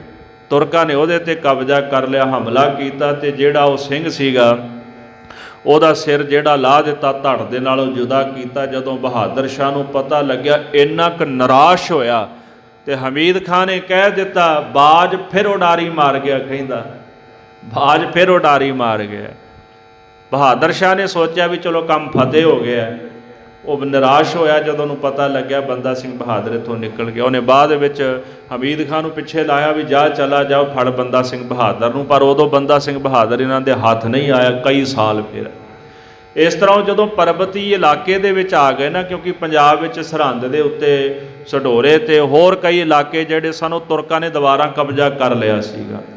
ਤੇ ਬੰਦਾ ਸਿੰਘ ਬਹਾਦਰ ਨੇ ਫਿਰ ਇਸ ਤਰ੍ਹਾਂ ਪੰਜਾਬ ਜਦੋਂ ਪਹਿਲਾਂ ਜਿੱਤਿਆ, ਮੁੜ ਕੇ ਫਿਰ ਉਹ ਪਰਬਤੀ ਇਲਾਕੇ ਵੱਲ ਉਹਨਾਂ ਨੇ ਆਪਣਾ ਰੁਖ ਕਰ ਲਿਆ ਹੈ। ਡੇਰਾ ਕੀਰਤਪੁਰ ਕੀਓ ਅਨੰਦਪੁਰ ਹੈ ਕੁਛ ਤਲ। ਉਹਨਾਂ ਨੇ ਕੀਰਤਪੁਰ ਸਾਹਿਬ ਦੇ ਨਾਲ ਜਾ ਕੇ ਨੇੜੇ ਡੇਰਾ ਕੀਤਾ, ਅਨੰਦਪੁਰ ਸਾਹਿਬ ਦੇ ਨਜ਼ਦੀਕ ਹੇਠਲੀ ਜਗ੍ਹਾ ਤੇ ਆਪਣਾ ਪੜਾਅ ਕਰ ਲਿਆ ਹੈ। ਅਬ ਹਮ ਜਿੱਤ ਸੋ ਲਈ ਪੰਜਾਬ। ਇਸ ਤਰ੍ਹਾਂ ਉਹ ਕਹਿੰਦੇ ਵੀ ਆਪਾਂ ਹੁਣ ਪੰਜਾਬ ਜਿਹੜੀ ਆ ਉਹ ਜਿੱਤ ਲਈ ਹੈ। ਆਪ ਚੜ ਪਰਬਤ ਕਰੀਏ ਖਰਾਬ। ਹੁਣ ਚੱਲ ਕੇ ਨਾ ਪਰਬਤੀਆਂ ਦੇ ਉੱਤੇ ਹਮਲਾ ਕਰੀਏ ਤੇ ਇਹਨਾਂ ਨੂੰ ਖੁਆਰ ਕਰੀਏ। ਮਿੱਤਰਨ ਸਿੱਖੋ ਦੁਸ਼ਮਨ ਦੁੱਖ। ਮਿੱਤਰ ਜਿਹੜੇ ਹਨ ਖਾਲਸੇ ਨਾਲ ਪ੍ਰੇਮ ਕਰਨ ਵਾਲੇ, ਉਹਨਾਂ ਨੂੰ ਆਪਾਂ ਸੁੱਖ ਦੇਣਾ ਹੈ ਤੇ ਜਿਹੜੇ ਖਾਲਸੇ ਦੇ ਵਿਰੋਧੀ ਨੇ ਉਹਨਾਂ ਨੂੰ ਦੁਖੀ ਕਰਨਾ ਹੈ, ਭਾਵ ਉਹਨਾਂ ਨੂੰ ਸਜ਼ਾ ਦੇਣੀ ਹੈ। ਇਸ ਤਰ੍ਹਾਂ ਭਾਈ ਪਛਾਣੋ, ਜਿਹੜਾ ਮਿੱਤਰ ਹੈ ਉਹਨੂੰ ਖੁਸ਼ਹਾਲੀ ਦਿਓ ਤੇ ਜਿਹੜਾ ਦੁਸ਼ਮਣ ਹੈ ਉਹਨੂੰ ਗਰਕ ਕਰ ਦਿਓ। ਬੰਦਾ ਸਿੰਘ ਕਹਿੰਦਾ ਜਿਨ੍ਹਾਂ ਜਿਨ੍ਹਾਂ ਨੇ ਗੁਰੂ ਸਾਹਿਬ ਨੂੰ ਦੁਖੀ ਕੀਤਾ ਹੈ ਨਾ, ਜਿਹੜੇ ਪਹਾੜੀ ਰਾਜੇ ਸਨ, ਉਹਨਾਂ ਨੇ ਜਿਹੜਾ ਕਰਜ਼ ਚਾੜਿਆ ਹੋਇਆ ਨਾ, ਉਧਾਰੀ ਚਾੜੀ ਹੋਈ, ਸਮਾਂ ਆ ਗਿਆ ਵੀ ਹੁਣ ਉਹ ਬਦਲਾ ਆਪਾਂ ਇਹਨਾਂ ਕੋਲੋਂ ਲੈਣਾ ਹੈ। ਕਹਿੰਦੇ ਜਿਹੜਾ ਸਭ ਤੋਂ ਵੱਡਾ ਰਾਜਾ ਸੀ ਨਾ ਕਹਿਲੂਰ ਦਾ ਸੀ, ਭਾਵੇਂ 22 ਧਾਰ ਦੀਆਂ 22 ਰਿਆਸਤਾਂ ਸਨ ਇੱਥੇ, ਤੇ 22 ਰਿਆਸਤਾਂ ਵਿੱਚੋਂ ਜਿਹੜਾ ਰਾਜਾ ਭੀਮ ਚੰਦ ਸੀ ਨਾ ਉਹ ਮੁਖੀਆ ਸੀ ਨਾ ਸਾਰਿਆਂ ਦਾ, ਤੇ ਸਭ ਤੋਂ ਜ਼ਿਆਦਾ ਵਿਰੋਧ ਉਹਨੇ ਮਹਾਰਾਜ ਦਾ ਕੀਤਾ ਤੇ ਲੜਾਈ ਦੇ ਵਿੱਚ ਸਭ ਤੋਂ ਪਹਿਲਾਂ ਅੱਗੇ ਵਧਣ ਵਾਲਾ ਰਾਜਾ ਭੀਮ ਚੰਦ ਸੀਗਾ। ਇਸ ਕਰਕੇ ਸਾਧ ਸੰਗਤ ਜੀ, ਬੰਦਾ ਸਿੰਘ ਬਹਾਦਰ ਕਹਿੰਦਾ ਵੀ ਜਿਹੜਾ ਕਹਿਲੂਰੀ ਰਾਜਾ ਹੈ ਨਾ, ਇਹਦੇ ਸਿਰ ਤੇ ਬੜੀ ਬਦੀ ਹੈ, ਇਹਨੂੰ ਇਹਦੇ ਕੀਤੇ ਦਾ ਫਲ ਜ਼ਰੂਰ ਖਾਲਸਾ ਦੇਵੇਗਾ। ਕਹਿਣ ਲੱਗੇ ਵੀ ਸਾਰੀ ਜਿਹੜੀ ਲੜਾਈ ਹੈ ਨਾ ਉਹ ਭੀਮ ਚੰਦ ਕਰਕੇ ਵਧੀ ਹੈ, ਕਿਉਂਕਿ ਲੜਾਈ ਸ਼ੁਰੂ ਹੋਈ ਨਾ ਭੀਮ ਚੰਦ ਕਰਕੇ, ਪ੍ਰਸਾਦੀ ਹਾਥੀ ਤੋਂ ਬੇਈਮਾਨ ਹੋ ਗਿਆ, ਗੁਰੂ ਘਰ ਦੀਆਂ ਵਸਤੂਆਂ ਸਨ, ਭਟਾਵਾਂ ਸਨ, ਉਹਨਾਂ ਦੀ ਬੇਈਮਾਨੀ ਕਰਕੇ ਪਹਿਲਾ ਜੰਗ ਹੋਇਆ ਜਦੋਂ ਭੰਗਾਣੀ ਦਾ ਜੰਗ ਹੋਇਆ। ਸ਼ਾਇਦ ਦਾਸ ਨੇ ਪਹਿਲਾਂ ਜ਼ਿਕਰ ਕਰ ਦਿੱਤਾ ਸੀ, ਪਰ ਫਿਰ ਵੀ ਟੂਕ ਮਾਤਰ ਬੇਨਤੀ ਕਰਨ ਲੱਗਾ ਕਿ ਜਦੋਂ ਪਾਉਂਟਾ ਸਾਹਿਬ ਮਹਾਰਾਜ ਚਲੇ ਗਏ ਨਾ, ਰਾਜਾ ਮੇਦਨੀ ਪ੍ਰਕਾਸ਼ ਨਾਨ ਦੀ ਜਿਹੜੀ ਰਿਆਸਤ ਸੀ ਨਾ, ਉਹਦਾ ਰਾਜਾ ਸੀ, ਉਹਨੇ ਬੇਨਤੀ ਕੀਤੀ ਮਹਾਰਾਜ ਨੂੰ, ਤੇ ਉੱਥੇ ਗੁਰੂ ਸਾਹਿਬ ਜੀ ਨੇ ਪਾਉਂਟਾ ਸਾਹਿਬ ਨਗਰ ਵਸਾਇਆ। ਸਤਿਗੁਰੂ ਤਾਂ ਉੱਥੇ ਆਪਣੇ ਆਨੰਦ ਵਿੱਚ ਬੈਠੇ ਸਨ ਤੇ ਭੀਮ ਚੰਦ ਦੇ ਮੁੰਡੇ ਦਾ ਵਿਆਹ ਸੀ, ਇਹਨੇ ਇੱਧਰ ਕਸ਼ਮੀਰ ਵੱਲ ਜਾਣਾ ਸੀ, ਜੰਮੂ ਵੱਲ, ਪਾਉਂਟਾ ਸਾਹਿਬ ਤੋਂ ਰਾਹ ਨੇੜੇ ਪੈਂਦਾ ਸੀਗਾ। ਜਦੋਂ ਉੱਥੋਂ ਲੰਘਣ ਲੱਗੇ ਤੇ ਇਹ ਫੌਜ ਲੈ ਕੇ ਨਾਲ ਗਿਆ। ਇਹ ਅੰਦਰੋਂ ਕਪਟੀ ਸੀਗਾ, ਭੰਗਾਣੀ ਦਾ ਜੰਗ ਇਹ ਨਹੀਂ ਹੋਇਆ, ਉਹਦਾ ਕਾਰਨ ਸੀ ਵੀ ਇਹ ਅੰਦਰੋਂ ਕਪਟੀ ਸੀ। ਇਹਨੂੰ ਇਹ ਸੀ ਕਿ ਜਦੋਂ ਲੰਘਾਂਗਾ ਨਾ, ਜਾਂਦਿਆਂ ਜਾਂਦਿਆਂ ਮੈਂ ਗੁਰੂ ਗੋਬਿੰਦ ਸਿੰਘ ਦਾ ਡੇਰਾ ਲੁੱਟ ਲਵਾਂਗਾ। ਇਹ ਹਮਲਾ ਕਰਨਾ ਚਾਹੁੰਦਾ ਸੀ ਉੱਥੇ, ਤੇ ਗੁਰੂ ਸਾਹਿਬ ਨੂੰ ਪਤਾ ਲੱਗ ਗਿਆ ਤੇ ਮਹਾਰਾਜ ਨੇ ਫੌਜਾਂ ਲਾ ਦਿੱਤੀਆਂ। ਉਂਝ ਭਾਵੇਂ ਨਿਕਲ ਜਾਂਦਾ ਭੀਮ ਚੰਦ, ਪਰ ਕਪਟੀ ਹੈ, ਖਾਲਸੇ ਤੇ ਹਮਲਾ ਕਰਕੇ ਤੇ ਲੁੱਟਣਾ ਚਾਹੁੰਦਾ, ਹੁਣ ਨਹੀਂ ਖਾਲਸਾ ਲੰਘਣ ਦਿੰਦਾ। ਉੱਥੇ ਸਿੰਘਾਂ ਨੇ ਮੋਰਚੇ ਲਾ ਲਏ ਤੇ ਭੀਮ ਚੰਦ ਨੂੰ ਨਿਕਲ ਨਹੀਂ ਦਿੱਤਾ ਮਹਾਰਾਜ ਨੇ। ਹੁਣ ਵਿਆਹ ਦਾ ਸਮਾਂ ਸੀ, ਸਿਆਣੇ ਵਜ਼ੀਰ ਆਏ, ਬੇਨਤੀ ਕੀਤੀ। ਮਹਾਰਾਜ ਕਹਿੰਦੇ ਵੀ ਭੀਮ ਚੰਦ ਦਾ ਪੁੱਤਰ ਲੈ ਜਾਓ ਤੇ ਕੁਝ ਜ਼ਿੰਮੇਵਾਰ ਲੰਘ ਜਾਓ। ਰਾਜਾ ਭੀਮ ਚੰਦ ਤੇ ਉਹਦੀ ਫੌਜ ਨਹੀਂ ਲੰਘ ਸਕਦੀ ਇੱਧਰੋਂ, ਮਹਾਰਾਜ ਨੇ ਉਹਦੀ ਫੌਜ ਨਹੀਂ ਲੰਘਣ ਦਿੱਤੀ। ਕਿਉਂ? ਉਹਦੇ ਕਪਟ ਕਰਕੇ। ਤਾਂ ਉਹਦਾ ਰਾਹ ਰੋਕਿਆ ਸੀ, ਕਿਉਂਕਿ ਉਹ ਪਾਉਂਟਾ ਸਾਹਿਬ ਨੂੰ ਫਤਿਹ ਕਰਨਾ ਚਾਹੁੰਦਾ ਸੀ ਵੀ ਵਿਆਹ ਤੋਂ ਪਹਿਲਾਂ ਪਹਿਲਾਂ ਪਾਉਂਟਾ ਸਾਹਿਬ ਹੀ ਜਾਂਦਾ ਜਾਂਦਾ ਫਤਿਹ ਕਰ ਲੈਂਦਾ ਆ। ਫਿਰ ਭੰਗਾਣੀ ਦਾ ਜੰਗ ਬਾਅਦ ਦੇ ਵਿੱਚ ਹੋਇਆ। ਫਤਿਹ ਸ਼ਾਹ ਰਾਜੇ ਦੀ ਬੇਟੀ ਸੀ, ਜਿਹਦੇ ਨਾਲ ਰਾਜੇ ਭੀਮ ਚੰਦ ਦੇ ਪੁੱਤਰ ਦਾ ਵਿਆਹ ਹੋਣਾ ਸੀ। ਗੁਰੂ ਸਾਹਿਬ ਦਾ ਭੇਜਿਆ ਤੰਬੋਲ ਵੇਖ ਕੇ ਬੇਈਮਾਨ ਹੋ ਗਿਆ। ਉਹਨੇ ਫਿਰ ਰਾਜੇ ਫਤਿਹ ਸ਼ਾਹ ਨੂੰ ਚਾੜਿਆ ਵੀ ਤੇਰੀ ਬੇਟੀ ਮੇਰਾ ਪੁੱਤਰ ਤਾਂ ਹੀ ਵਿਆਹ ਕੇ ਲੈ ਕੇ ਜਾਏਗਾ ਜੇ ਤੂੰ ਮਹਾਰਾਜ ਨਾਲ ਜੰਗ ਕਰੇਗਾ। ਆਪ ਲਿਖਦੇ ਮਹਾਰਾਜ ਫਤਿਹ ਸ਼ਾਹ ਕੋਪਾ ਤਬ ਰਾਜਾ ਲੋਹ ਪਰਾ ਹਮ ਸੋ ਬਿਨ ਕਾਜਾ, ਵੀ ਸਾਡੀ ਕੋਈ ਦੁਸ਼ਮਣੀ ਥੋੜਾ ਸੀ ਫਤਿਹ ਸ਼ਾਹ ਦੇ ਨਾਲ, ਬਿਨਾਂ ਕਿਸੇ ਕਾਰਨ ਤੋਂ ਸਾਡੇ ਨਾਲ ਜੰਗ ਕਰਨ ਆ ਗਿਆ। ਪਰ ਅਖੀਰ ਭੰਗਾਣੀ ਦੇ ਜੰਗ ਦੇ ਵਿੱਚ ਹਾਰ ਮਿਲੀ ਉਹਨਾਂ ਨੂੰ, ਪਹਿਲੇ ਜੰਗ ਦੇ ਵਿੱਚ। ਤੇ ਇਹ ਪੁਆੜਾ ਕਿਹਦਾ ਸੀ? ਰਾਜੇ ਭੀਮ ਚੰਦ ਦਾ। ਇੱਥੋਂ ਫਿਰ ਬਾਅਦ ਵਿੱਚ ਜਾ ਕੇ ਸ਼ਿਕਾਇਤਾਂ ਦਿੱਲੀ ਦੇ ਵਿੱਚ ਕਰਦਾ ਰਿਹਾ ਤੇ ਫਿਰ ਸ਼ਾਹੀ ਫੌਜ ਚੜ੍ਹ ਕੇ ਆਈ। ਇਸ ਤਰ੍ਹਾਂ ਬੰਦਾ ਸਿੰਘ ਬਹਾਦਰ ਕਹਿਣ ਲੱਗਾ ਸਭੋ ਲੜਾਈ ਇਨ ਤੇ ਵਧੀ। ਇਹ ਸਾਰੀਆਂ ਲੜਾਈਆਂ ਜਿਹੜੀਆਂ ਨੇ ਨਾ ਇਹ ਰਾਜੇ ਭੀਮ ਚੰਦ ਤੋਂ ਹੀ ਵਧੀਆਂ ਹਨ, ਕਿਉਂਕਿ ਇਹਨਾਂ ਨੇ ਦਿੱਲੀ ਜਾ ਕੇ ਪੁਕਾਰਾਂ ਕੀਤੀਆਂ, ਮਹਾਰਾਜ ਦੇ ਪ੍ਰਤੀ ਜਾ ਕੇ ਝੂਠੀਆਂ ਖਬਰਾਂ ਸੁਣਾਈ ਜਾਣੀਆਂ, ਔਰੰਗਜ਼ੇਬ ਦੇ ਕੰਨ ਇਹਨਾਂ ਨੇ ਭਰੀ ਜਾਣੇ। ਇਸ ਤਰ੍ਹਾਂ ਇਹਨਾਂ ਨੇ ਜਿਹੜਾ ਸਮੇਂ ਦਾ ਪਾਤਸ਼ਾਹ ਔਰੰਗਜ਼ੇਬ ਸੀ ਉਹਨੂੰ ਭਖਾ ਦਿੱਤਾ ਸੀ ਗੱਲਾਂ ਸੁਣਾ ਸੁਣਾ ਕੇ। ਉਹ ਵੀ ਮਨ ਦੇ ਵਿੱਚ ਸੋਚਣ ਲੱਗਾ ਵੀ ਇਹੋ ਜਿਹਾ ਬਾਗੀ ਆਕੀ ਮੇਰੇ ਦੇਸ਼ ਵਿੱਚ ਰਹਿੰਦਾ ਹੈ ਤੇ ਕਿਉਂ ਨਾ ਉਹਦੇ ਉੱਤੇ ਫਤਿਹ ਪ੍ਰਾਪਤ ਕਰ ਲਈ ਜਾਵੇ। ਇਸ ਤਰ੍ਹਾਂ ਲਾਹੌਰ ਤੇ ਸਰਹੰਦ ਦੇ ਵਿੱਚੋਂ ਨਾ ਇਹਨੇ ਪਰਵਾਨੇ ਲਿਖਾ ਲਏ ਸਨ, ਤਾਂ ਹੀ ਵਜ਼ੀਰ ਖਾਂ ਮਹਾਰਾਜ ਦੇ ਪਿੱਛੇ ਪਿਆ ਸੀ, ਤਾਂ ਹੀ ਲਾਹੌਰ ਦੀਆਂ ਫੌਜਾਂ ਬਾਰ-ਬਾਰ ਚੜ੍ਹ ਕੇ ਆਉਂਦੀਆਂ ਸਨ। ਬਾਦਸ਼ਾਹ ਦੇ ਪਰਵਾਨੇ ਲਿਖਾ ਲਏ ਕਿ ਇੱਥੋਂ ਦੇ ਸੂਬੇ ਮੇਰੀ ਮਦਦ ਕਰਨ। ਇਸ ਤਰ੍ਹਾਂ ਉਹਨੇ ਪਰਵਾਨੇ ਲੈ ਲਏ ਹਨ। ਉਸ ਤਰ੍ਹਾਂ ਜਦੋਂ ਉਸ ਇਲਾਕੇ ਦੇ ਵਿੱਚ ਮਹਾਰਾਜ ਦੀ ਧਾਕ ਵੱਧ ਗਈ ਤੇ ਇਹਨੇ ਸਾਰੇ ਜਿਹੜੇ ਸੂਬੇ ਸਨ ਉੱਥੋਂ ਦੇ ਸੂਬੇਦਾਰਾਂ ਨੂੰ ਚੜ੍ਹਾ ਕੇ ਤੇ ਅਨੰਦਪੁਰ ਸਾਹਿਬ ਤੇ ਹਮਲਾ ਕੀਤਾ ਹੈ। ਜਿਹੜੇ ਖੈਬਰਦਰ ਨੇ ਨਾ ਇੱਧਰ ਕੰਧਾਰ ਦੇ ਇਲਾਕੇ ਦੇ ਵਿੱਚ, ਕੰਧਾਰ ਦੇ ਇਲਾਕੇ ਦੇ ਵਿੱਚ 10 ਲੱਖ ਫੌਜ ਬਾਦਸ਼ਾਹ ਦੀ ਹਰ ਵਕਤ ਰਹਿੰਦੀ ਸੀ ਵੀ ਜਦੋਂ ਲੋੜ ਪਵੇ ਤੇ ਉਹਨਾਂ ਨੂੰ ਹੁਕਮ ਦੇ ਕੇ ਤੇ ਮੁਹਿੰਮ ਜਿਹੜੀ ਫਤਿਹ ਕਰ ਲਈ ਜਾਏ। ਤੇ ਹੁਣ ਉਹ 10 ਲੱਖ ਦੀ ਜਿਹੜੀ ਫੌਜ ਕੰਧਾਰ ਦੇ ਵਿੱਚ ਰਹਿੰਦੀ ਹੈ, ਇਹ ਦਿੱਲੀ ਤੋਂ ਲਿਖਾ ਕੇ ਲੈ ਕੇ ਆਇਆ ਵੀ ਉਹ ਫੌਜ ਮੇਰੀ ਮਦਦ ਕਰ ਦੇਵੇ। ਸਾਹਿਬਜ਼ਾਦੇ ਵੀ ਇੰਨੇ ਸ਼ਹੀਦ ਕਰਵਾਏ ਹਨ।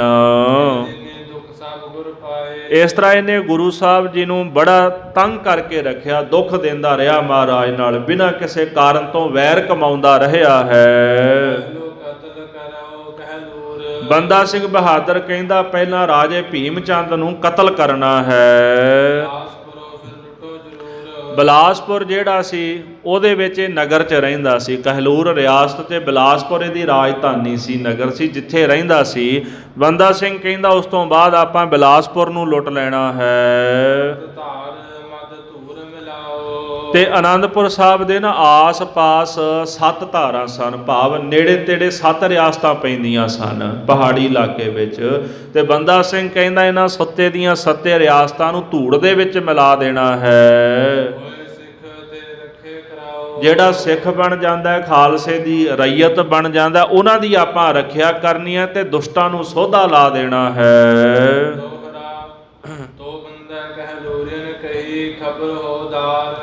ਬਾਬਾ ਬੰਦਾ ਸਿੰਘ ਬਹਾਦਰ ਨੇ ਹੁਕਮਨਾਮਾ ਭੇਜ ਦਿੱਤਾ, ਰਾਜੇ ਭੀਮ ਚੰਦ ਖਬਰਦਾਰ ਹੋ ਜਾ, ਹੁਣ ਤੇਰੀ ਵਾਰੀ ਆ ਗਈ ਹੈ।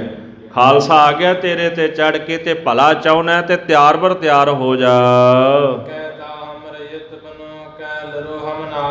ਹੁਣ ਤੇਰੇ ਕੋਲ 2 ਹੀ ਰਸਤੇ ਨੇ, ਜਾਂ ਤਾਂ ਖਾਲਸੇ ਦੀ ਤਾਬਿਆਦਾਰੀ ਕਬੂਲ ਲੈ, ਖਾਲਸੇ ਦੀ ਰਈਅਤ ਬਣ ਜਾ ਤੇ ਰਾਜ ਦੀ ਭਾਵਨਾ ਛੱਡ ਦੇ, ਤੇ ਜੇ ਤੂੰ ਖਾਲਸੇ ਦੀ ਤਾਬਿਆਦਾਰੀ ਨਹੀਂ ਕਬੂਲਦਾ ਤੇ ਫਿਰ ਤਿਆਰ ਹੋ ਜਾ ਲੜਨ ਵਾਸਤੇ, ਖਾਲਸਾ ਤੈਨੂੰ ਸੋਧਾ ਜ਼ਰੂਰ ਲਾਵੇਗਾ। ਮੈਂ ਹੁਣ ਇਹ ਪਰਬਤ ਦਾ ਇਲਾਕਾ ਲੁੱਟਣ ਵਾਸਤੇ ਆਇਆ ਹਾਂ। ਮੇਰੇ ਗੁਰੂ ਦਾ ਹੁਕਮ ਹੈ ਕਿ ਅਨੰਦਪੁਰ ਸਾਹਿਬ ਦੇ 4 ਚਫੇਰੇ ਜਿਹੜੀਆਂ ਤੇਰੀਆਂ 7 ਰਿਆਸਤਾਂ ਨੇ ਨਾ ਪਹਾੜੀ, ਧੂੜ ਵਿੱਚ ਮਿਲਾ ਦੇਣੀਆਂ ਹਨ। ਜੋ ਤੇਰੇ ਕੋਲ ਹੋ ਸਕਦਾ ਨਾ ਤੂੰ ਉਨੀ ਕੁ ਤਕੜਾਈ ਕਰ ਲੈ, ਪਹਿਰੇਦਾਰੀ ਲਾ ਲੈ, ਸ਼ਾਹੀ ਫੌਜ ਲਾਇਆ, ਜੋ ਤੂੰ ਕਰ ਸਕਦਾ ਕਰ ਲੈ। ਮੈਂ ਡੰਕੇ ਦੀ ਚੋੜ ਤੇ ਨਗਾਰਾ ਵਜਾ ਕੇ ਤੈਨੂੰ ਮਾਰਾਂਗਾ ਤੇ ਸਾਰਿਆਂ ਦੇ ਸਾਹਮਣੇ ਮਾਰਾਂਗਾ। ਇਹ ਬਚਨ ਸੁਣ ਕੇ ਨਾ ਜਿਹੜਾ ਰਾਜਾ ਭੀਮ ਚੰਦ ਸੀ ਉਹ ਹੰਕਾਰ ਕਰਨ ਲੱਗ ਪਿਆ ਹੈ। ਆਖਣ ਲੱਗਾ ਤੂੰ ਮੇਰਾ ਕੀ ਕਰ ਲਏਗਾ, ਮੈਂ ਪਰਬਤਾਂ ਦੇ ਵਿੱਚ ਉੱਚੀ ਥਾਂ ਤੇ ਰਹਿਣਾ, ਮੇਰਾ ਡੇਰਾ ਉੱਚੀ ਜਗ੍ਹਾ ਤੇ ਹੈ। ਇਹ ਮੰਤਰ ਤੰਤਰ ਨਾ ਤੂੰ ਦੂਜਿਆਂ ਨੂੰ ਵਿਖਾਈ, ਅਸੀਂ ਉੱਚੀ ਜਗ੍ਹਾ ਤੇ ਰਹਿੰਦੇ ਆ, ਤੇਰੇ ਤੰਤਰ ਮੰਤਰ ਸਾਡੇ ਨਗਰੇ ਤੱਕ, ਸਾਡੀ ਨਗਰੀ ਤੱਕ ਨਹੀਂ ਪਹੁੰਚਣੇ। ਆ ਪਰਬਤ ਦੇ ਇਲਾਕੇ ਵਿੱਚ ਨਾ ਬੜੇ ਦੇਵੀ ਦੇਵਤੇ ਰਹਿੰਦੇ ਨੇ, ਉਹ ਸਾਡੀ ਮਦਦ ਕਰਨਗੇ ਤੇ ਤੂੰ ਸਾਡਾ ਕੁਝ ਨਹੀਂ ਵਿਗਾੜ ਸਕਦਾ। ਕਹਿਣ ਲੱਗਾ ਵੀ ਜਿਹੜੇ ਆ ਜੱਟ ਬੂਟ ਸੀ ਨਾ ਇਕੱਠੇ ਕਰਕੇ ਸਿਪਾਹੀ ਬਣਾ ਕੇ ਤੂੰ ਲੜਨ ਵਾਸਤੇ ਆ ਗਿਆ ਹੈ। ਬੰਦਾ ਸਿੰਘ ਮੈਨੂੰ ਇਹ ਦੱਸ, ਜਿਨ੍ਹਾਂ ਨੇ ਖੇਤਾਂ ਦੇ ਵਿੱਚ ਫਸਲ ਬੀਜੀ ਤੇ ਫਸਲ ਕੱਟੀ ਹੈ, ਉਹ ਸਾਡੀਆਂ ਤੇਗਾਂ ਦੇ ਸਾਹਮਣੇ ਕਿਵੇਂ ਖੜ ਸਕਣਗੇ? ਕਿਸੇ ਦੀ ਹਿੰਮਤ ਨਹੀਂ ਕਿ ਸਾਡਾ ਮੁਕਾਬਲਾ ਕਰ ਸਕੇ। ਤੇ ਜਿਸ ਗੁਰੂ ਦੀ ਗੱਲ ਬਾਰ-ਬਾਰ ਕਰਦਾ ਹੈ ਕਿ ਮੈਨੂੰ ਗੁਰੂ ਗੋਬਿੰਦ ਸਿੰਘ ਮਹਾਰਾਜ ਨੇ ਭੇਜਿਆ ਹੈ, ਤੇ ਥੋੜਾ ਵਿਚਾਰ ਕੇ ਵੇਖ, ਅਸੀਂ ਵੀ ਗੁਰੂ ਸਾਹਿਬ ਦੇ ਨਾਲ 2 ਹੱਥ ਕੀਤੇ। ਇਹ ਗੱਲ ਰਾਜਾ ਭੀਮ ਚੰਦ ਕਹਿ ਰਿਹਾ ਹੈ। ਇਸ ਪ੍ਰਕਾਰ ਜਦੋਂ ਵੀ ਮੈਦਾਨੇ ਜੰਗ ਦੇ ਵਿੱਚ ਆਏ ਨਾ ਤੇ ਅਸੀਂ ਉਹਨਾਂ ਨਾਲ 2 ਹੱਥ ਕੀਤੇ ਤੇ ਉਹ ਸਾਡਾ ਮੁਕਾਬਲਾ ਨਹੀਂ ਕਰ ਸਕੇ। ਪਰ ਕੌਣ? ਰਾਜੇ ਭੀਮ ਚੰਦ ਨੂੰ ਦੱਸੇ ਤੂੰ ਅਜੇ ਤੱਕ ਜਿੱਤ ਹੀ ਨਹੀਂ ਸਕਿਆ ਮਹਾਰਾਜ ਕੋਲੋਂ, ਨਾ ਫੜ ਸਕਿਆ। ਜਿੱਥੇ ਵੀ ਗਿਆ ਖਾਲਸੇ ਨੇ ਧੂੜ ਚਟਾਈ ਰਾਜੇ ਭੀਮ ਚੰਦ ਨੂੰ। ਆਖਣ ਲੱਗਾ ਜਿੰਨੀ ਦੇਰ ਤੱਕ ਤੂੰ ਪਰਬਤ ਉੱਤੇ ਚੜ੍ਹਦਾ ਨਹੀਂ ਨਾ, ਸਾਡੇ ਇਲਾਕੇ ਵਿੱਚ ਨਹੀਂ ਆਉਂਦਾ, ਤੇ ਤੈਨੂੰ ਨਹੀਂ ਪਤਾ ਲੱਗਣਾ ਸਾਡੇ ਬਾਰੇ। ਜਦੋਂ ਚੜ੍ਹ ਕੇ ਆਵੇਂਗਾ ਤੇ ਫਿਰ ਮੈਦਾਨੇ ਜੰਗ ਵਿੱਚ ਦੱਸਾਂਗੇ ਕਿ ਰਾਜਾ ਭੀਮ ਚੰਦ ਕੀ ਹੈ। ਇਸ ਤਰ੍ਹਾਂ ਰਾਜੇ ਭੀਮ ਚੰਦ ਨੇ ਬੜੇ ਗੁਰੂਰ ਦੇ ਵਿੱਚ ਜਵਾਬ ਦਿੱਤਾ ਹੈ। ਫਿਰ ਕਹਿੰਦੇ ਬਾਬਾ ਬੰਦਾ ਸਿੰਘ ਬਹਾਦਰ ਨੇ ਜਦੋਂ ਇਹ ਬਚਨ ਸੁਣੇ ਨਾ ਤੇ ਉਹ ਉਸ ਇਲਾਕੇ ਦੇ ਵਿੱਚ ਚਲੇ ਗਏ ਹਨ। ਪਹਾੜੀ ਇਲਾਕੇ ਵਿੱਚ ਜਾ ਕੇ ਨਾ ਬੰਦਾ ਬਹਾਦਰ ਨੇ ਇੱਕ ਥੜਾ ਬਣਾ ਲਿਆ ਤੇ ਉਸ ਥੜੇ ਦੇ ਉੱਤੇ ਜਾ ਕੇ ਉਹ ਬਹਿ ਗਏ ਹਨ। ਉੱਥੇ ਇੱਕ ਨਗਰ ਸੀ ਜਿਹਦਾ ਨਾਮ ਸੀ ਜੇਜੋ। ਉਸ ਨਗਰ ਵਿੱਚ ਜਾ ਕੇ ਉਹ ਬੈਠੇ ਨੇ ਤੇ ਉਸ ਇਲਾਕੇ ਦੇ ਜਿੰਨੇ ਵੀ ਲੋਕ ਸਨ ਹੋਕਾ ਦਵਾ ਕੇ ਤੇ ਉਹਨਾਂ ਨੂੰ ਕੋਲ ਬੁਲਾ ਲਿਆ ਹੈ। ਬੰਦਾ ਸਿੰਘ ਕਹਿਣ ਲੱਗੇ, ਹੋਕਾ ਦਵਾਇਆ ਵੀ ਜਿਹਨੂੰ ਕਿਸੇ ਨੂੰ ਦੁੱਖ ਹੈ ਨਾ ਤੇ ਉਹ ਬੰਦਾ ਸਿੰਘ ਬਹਾਦਰ ਕੋਲ ਆ ਜਾਏ। ਜਿਹਨੂੰ ਪੈਸਾ ਚਾਹੀਦਾ, ਭੋਜਨ ਚਾਹੀਦਾ, ਕੱਪੜੇ ਚਾਹੀਦੇ ਨੇ, ਦੁੱਧ ਪੁੱਤਰ ਚਾਹੀਦਾ, ਉਹ ਬੰਦੇ ਸਿੰਘ ਦੇ ਪਾਸੋਂ ਆ ਕੇ ਲੈ ਸਕਦਾ ਹੈ। ਇਸ ਪ੍ਰਕਾਰ ਸਾਧ ਸੰਗਤ ਜੀ ਜਿਹੜੇ ਪਰਬਤੀ ਲੋਕ ਸਨ ਤੇ ਪਰਬਤੀ ਲੋਕ ਜਿਨ੍ਹਾਂ ਨੂੰ ਹੁਣ ਜ਼ਰੂਰਤ ਸੀ ਉਹ ਤਾਂ ਬੰਦਾ ਸਿੰਘ ਬਹਾਦਰ ਦੇ ਪਾਸ ਆ ਗਏ ਹਨ। ਤੇ ਹੁਣ ਕੁਝ ਪਰਬਤੀ ਜਿਹੜੇ ਲੋਕ ਸਨ ਤੇ ਉਹ ਇਹ ਗੱਲ ਕਹਿੰਦੇ ਨੇ ਵੀ ਸਾਡੇ ਤਾਂ ਇੱਥੇ ਬੜੇ ਦੇਵੀ ਦੇਵਤੇ ਰਹਿੰਦੇ ਨੇ, ਸਾਨੂੰ ਕਿਸੇ ਕੋਲ ਜਾਣ ਦੀ ਕੀ ਲੋੜ ਹੈ। ਤੇ ਬੰਦਾ ਸਿੰਘ ਬਹਾਦਰ ਕਹਿੰਦਾ ਮੈਂ ਤਾਂ ਸਾਰੇ ਇੱਥੇ ਹੀ ਪ੍ਰਗਟ ਕਰ ਦੇਣੇ ਨੇ, ਆਪਾਂ ਤਾਂ ਸਾਰੀਆਂ ਰਿੱਧੀਆਂ ਸਿੱਧੀਆਂ ਨਾ ਖੋਹ ਕੇ ਲੈ ਕੇ ਆਏ ਆ ਪਰਬਤੀਆਂ ਦੀਆਂ। ਤੇ ਬੰਦਾ ਸਿੰਘ ਨੇ ਕੀਤਾ ਵੀ ਇਉਂ, ਹਮ ਪਰਬਤੀਆਂ ਸਿੱਧੀ ਖੋ ਸਿਆਣੀ। ਜਿੰਨੇ ਵੀ ਪਰਬਤੀ ਉੱਤੇ ਥੋੜੇ ਬਾਤੇ ਕਰਾਮਾਤੀ ਸਨ ਉਹ ਸਾਰਿਆਂ ਦੀਆਂ ਕਰਾਮਾਤਾਂ ਖੋਹ ਲਈਆਂ। ਤੇ ਜਿਹੜੇ ਦੇਵੀ ਦੇਵਤਿਆਂ ਦੀ ਗੱਲ ਭੀਮ ਚੰਦ ਕਰਦਾ ਸੀ ਉਹਨਾਂ ਨੇ ਆਪ ਹੀ ਉੱਥੇ ਪ੍ਰਗਟ ਕਰ ਲਏ ਹਨ।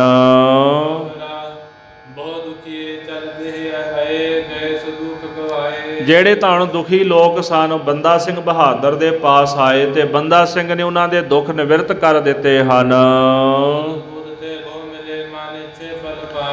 ਲੋਕਾਂ ਨੂੰ ਦੁੱਧ ਤੇ ਪੁੱਤਰ ਦੀ ਦਾਤ ਉਹਨਾਂ ਦੇ ਪਾਸੋਂ ਪ੍ਰਾਪਤ ਹੋਈ ਤੇ ਮਨ ਇੱਛਤ ਫਲਾਂ ਦੀ ਪ੍ਰਾਪਤੀ ਉਹਨਾਂ ਕੀਤੀ ਹੈ। ਇੱਧਰ ਹੁਣ ਰਾਜੇ ਭੀਮ ਚੰਦ ਨੂੰ ਬੜਾ ਫਿਕਰ ਪੈ ਗਿਆ ਕਿਉਂਕਿ ਬੰਦਾ ਸਿੰਘ ਬਹਾਦਰ ਕੋਲ ਲੋਕ ਆਉਣੇ ਸ਼ੁਰੂ ਹੋ ਗਏ, ਰਸੂਖ ਬਣ ਗਿਆ ਲੋਕਾਂ ਦੇ ਵਿੱਚ ਤੇ ਉਹਨੂੰ ਚਿੰਤਾ ਪੈਣੀ ਸ਼ੁਰੂ ਹੋ ਗਈ ਹੈ। ਉਸੇ ਵਕਤ ਉਹਨੇ ਜਲੰਧਰ ਦਾ ਜਿਹੜਾ ਸੂਬਾ ਸੀ ਨਾ ਤੇ ਜਲੰਧਰ ਦੇ ਸੂਬੇ ਨੂੰ ਚਿੱਠੀ ਭੇਜ ਦਿੱਤੀ ਹੈ। ਆਖਣ ਲੱਗਾ ਸੂਬੇਦਾਰ ਜੀ ਇੱਕ ਹੋਰ ਸ਼ਿਕਾਰ ਖੜਾ ਹੋ ਗਿਆ ਹੈ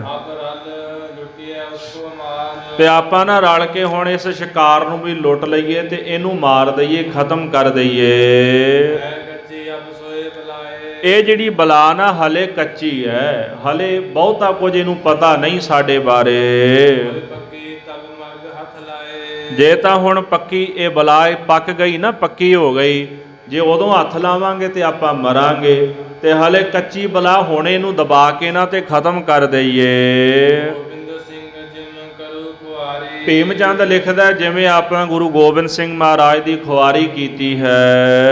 10 ਲੱਖ ਰਲ ਕੱਢੇ ਉਥੋਂ ਮਾਰੀ। ਜਦੋਂ ਆਪਾਂ 10 ਲੱਖ ਦੀ ਫੌਜ ਲੈ ਕੇ ਗਏ ਤੇ ਉਹਨਾਂ ਨੂੰ ਆਨੰਦਪੁਰ ਸਾਹਿਬ ਦੇ ਕਿਲੇ ਚੋਂ ਬਾਹਰ ਕੱਢਿਆ। ਵਹੀ ਅੰਡ ਬਚ ਟਿਡ ਜਿਮ ਛੱਡ ਗਇਓ। ਕਹਿੰਦਾ ਇਸ ਪ੍ਰਕਾਰ ਨਾ ਉਦਾਹਰਣ ਦੇਣ ਲੱਗਾ ਵੀ ਜਿਵੇਂ ਟਿੱਡੀ ਦਲ ਆਉਂਦਾ ਨਾ, ਤੇ ਟਿੱਡੀ ਦਲ ਜਦੋਂ ਭੱਜਦਾ ਆ ਖੇਤ ਦੇ ਵਿੱਚੋਂ, ਫਸਲ ਖਰਾਬ ਕਰ ਦਿੰਦਾ ਜਿਹੜਾ ਟਿੱਡੀ ਦਲ ਹੈ। ਜਦੋਂ ਖੇਤ ਦੇ ਵਿੱਚੋਂ ਭੱਜਦਾ ਨਾ ਤਾਂ ਉਹ ਕੁਝ ਨਾ ਕੋਈ ਨਾ ਅੰਡਾ ਵਿੱਚ ਛੱਡ ਜਾਂਦਾ ਆਪਣਾ, ਉਹ ਹੋਰ ਟਿੱਡੀ ਦਲ ਪੈਦਾ ਹੋ ਜਾਂਦਾ ਹੈ। ਰਾਜਾ ਭੀਮ ਚੰਦ ਕਹਿੰਦਾ ਵੀ ਗੁਰੂ ਸਾਹਿਬ ਆਪ ਤਾਂ ਚਲੇ ਗਏ, ਉਹਨਾਂ ਨੇ ਇੱਕ ਸਿੱਖ ਛੱਡ ਦਿੱਤਾ ਪਿੱਛੇ ਆਪਣਾ, ਤੇ ਹੁਣ ਇਹ ਸਾਡੀ ਖੁਆਰੀ ਕਰਨ ਵਾਸਤੇ ਇੱਥੇ ਆਇਆ ਹੈ। ਵਹੀ ਪ੍ਰਾਚਿਤ ਹਮ ਲਗ ਆਇਓ। ਹੁਣ ਮੈਨੂੰ ਨਾ ਬੜਾ ਪ੍ਰਾਚਿਤ ਹੋ ਰਿਹਾ ਵੀ ਇਹ ਇੱਥੇ ਕਿਵੇਂ ਆ ਗਿਆ, ਤੇ ਜੇ ਇੱਥੇ ਰਹਿ ਗਿਆ ਤਾਂ ਸਾਡਾ ਰਾਜ ਭਾਗ ਖੋਹ ਲਵੇਗਾ। ਉਹ ਵੀ ਕਹਾਵਤ ਗੁਰ ਜਿਮ ਕਰਾਮਾਤੀ। ਇਹ ਵੀ ਆਪਣੇ ਆਪ ਨੂੰ ਨਾ ਗੁਰੂ ਸਾਹਿਬ ਦੇ ਵਾਂਗੂ ਕਰਾਮਾਤੀ ਕਹਾਉਂਦਾ ਹੈ। ਮੈਂ ਇਹ ਜਾਣਿਆ ਵੀ ਇਹਦੇ ਕੋਲ ਰਸਾਇਣ ਆਦਿਕ ਵੀ ਹੈ, ਕਰਾਮਾਤੀ ਵੀ ਹੈ, ਰਸਾਇਣ ਕਿਰਿਆ ਨੂੰ ਵੀ ਚੰਗੀ ਤਰ੍ਹਾਂ ਜਾਣਦਾ ਹੈ। ਇਹ ਵੀ ਸੁਣਿਆ ਵੀ ਇਹਦੇ ਕੋਲ ਪਾਰਸ ਵੀ ਹੈ, ਇਹ ਵੀ ਸੁਣਿਆ ਇਹਦੇ ਕੋਲ ਔਸ਼ਧੀਆਂ ਵੀ ਬਹੁਤ ਹਨ। ਤੇ ਆਪਣੀ ਜੇਬ ਦੇ ਵਿੱਚੋਂ ਨਾ, ਖੀਸੇ ਵਿੱਚੋਂ ਮੋਹਰਾਂ ਕੱਢ ਕੱਢ ਕੇ ਲੋਕਾਂ ਨੂੰ ਵੰਡੀ ਜਾਂਦਾ ਹੈ। ਪਤਾ ਨਹੀਂ ਇੰਨੀਆਂ ਮੋਹਰਾਂ ਇਹਦੇ ਕੋਲ ਕਿੱਥੋਂ ਆਉਂਦੀਆਂ ਹਨ। ਆਪਾਂ ਇਉਂ ਕਰਦੇ ਹਾਂ ਵੀ ਇਹਨੂੰ ਨਾ ਮੈਦਾਨੇ ਜੰਗ ਵਿੱਚ ਕਿਸੇ ਤਰੀਕੇ ਨਾਲ ਫੜ ਲੈਂਦੇ ਹਾਂ, ਗ੍ਰਿਫਤਾਰ ਕਰ ਲੈਂਦੇ ਹਾਂ। ਤੇ ਜੇ ਆਪਾਂ ਇਹਨੂੰ ਗ੍ਰਿਫਤਾਰ ਕਰ ਲਿਆ ਨਾ, ਆਪਾਂ ਜਿੰਨੇ ਵੀ ਪਰਬਤੀ ਲੋਕ ਆ, ਸਾਡਾ ਸਾਰਾ ਕੰਮ ਸਰ ਜਾਏਗਾ। ਸਾਨੂੰ ਪਾਰਸ ਵੀ ਮਿਲ ਜਾਏਗਾ, ਰਸਾਇਣ ਵੀ ਮਿਲ ਜਾਏਗੀ, ਤੇ ਆਪਾਂ ਫਿਰ ਉਹਦੀ ਵਰਤੋਂ ਕਰਿਆ ਕਰਾਂਗੇ ਆਪਣੇ ਰਾਜ ਭਾਗ ਵਾਸਤੇ। ਭੀਮ ਚੰਦ ਕਹਿੰਦਾ ਸਾਡੇ ਪਰਬਤੀ ਇਲਾਕੇ ਵਿੱਚ ਨਾ ਲੋਹੇ ਦੀ ਬਹੁਤ ਵੱਡੀ ਖਾਣ ਹੈ। ਆਪਾਂ ਇਸ ਤਰ੍ਹਾਂ ਕਰਾਂਗੇ ਵੀ ਬੰਦੇ ਸਿੰਘ ਕੋਲੋਂ ਨਾ ਪਾਰਸ ਖੋਹ ਲਵਾਂਗੇ, ਤੇ ਜਿਹੜੀ ਪਰਬਤ ਵਿੱਚ ਲੋਹੇ ਦੀ ਖਾਣ ਹੈ ਨਾ, ਉਹਨੂੰ ਪਾਰਸ ਦੇ ਨਾਲ ਸੋਨਾ ਬਣਾ ਲਵਾਂਗੇ। ਬੰਦਾ ਸਿੰਘ ਨਾਲ ਜੰਗ ਕਰਨਾ, ਲੜਨਾ, ਜਾਨ ਬਚਾਉਣੀ, ਪਹਿਲਾਂ ਤਾਂ ਉਹ ਗੱਲ ਸੀ, ਪਰ ਉਹਨੂੰ ਚਿੰਤਾ ਪੈ ਗਈ ਵੀ ਆਪਾਂ ਪਾਰਸ ਖੋਹ ਲੈਣਾ ਉਹਦੇ ਕੋਲੋਂ, ਤੇ ਆਪਾਂ ਸਾਰਾ ਲੋਹਾ ਜਿਹੜਾ ਹੈ ਨਾ ਇੱਥੋਂ ਦਾ ਤੇ ਸੋਨਾ ਬਣਾ ਲੈਣਾ ਹੈ। ਸੁਣਿਆ ਵੀ ਉਹਦੇ ਪਾਸ ਇਸ ਪ੍ਰਕਾਰ ਰਸਾਇਣ ਆਦਿਕ ਵੀ ਹੈ। ਆਪਾਂ ਉਹਨੂੰ ਗ੍ਰਿਫਤਾਰ ਕਰ ਲਵਾਂਗੇ, ਉਹਨੂੰ ਸਜ਼ਾ ਦੇਵਾਂਗੇ, ਆਖਾਂਗੇ ਰਸਾਇਣ ਸਾਨੂੰ ਵੀ ਸਿਖਾ, ਕਿਵੇਂ ਰਸਾਇਣ ਜਿਹੜੀ ਬਣਾਈ ਦੀ ਹੈ ਕਿਸ ਤਰ੍ਹਾਂ ਉਹਨੂੰ ਵਰਤੀਦਾ ਹੈ। ਤੇ ਜੇ ਉਹ ਸਾਨੂੰ ਦੱਸ ਦੇਗਾ ਆਪਾਂ ਸਿੱਖ ਲਵਾਂਗੇ, ਤੇ ਉਸ ਤੋਂ ਬਾਅਦ ਉਹਨੂੰ ਛੱਡ ਦਿਆਂਗੇ ਇਸ ਸ਼ਰਤ ਤੇ ਵੀ ਜੇ ਤੂੰ ਸਾਨੂੰ ਰਸਾਇਣ ਸਿਖਾ ਦੇਵੇਂ ਤੇ ਅਸੀਂ ਤੈਨੂੰ ਛੱਡ ਦਿਆਂਗੇ।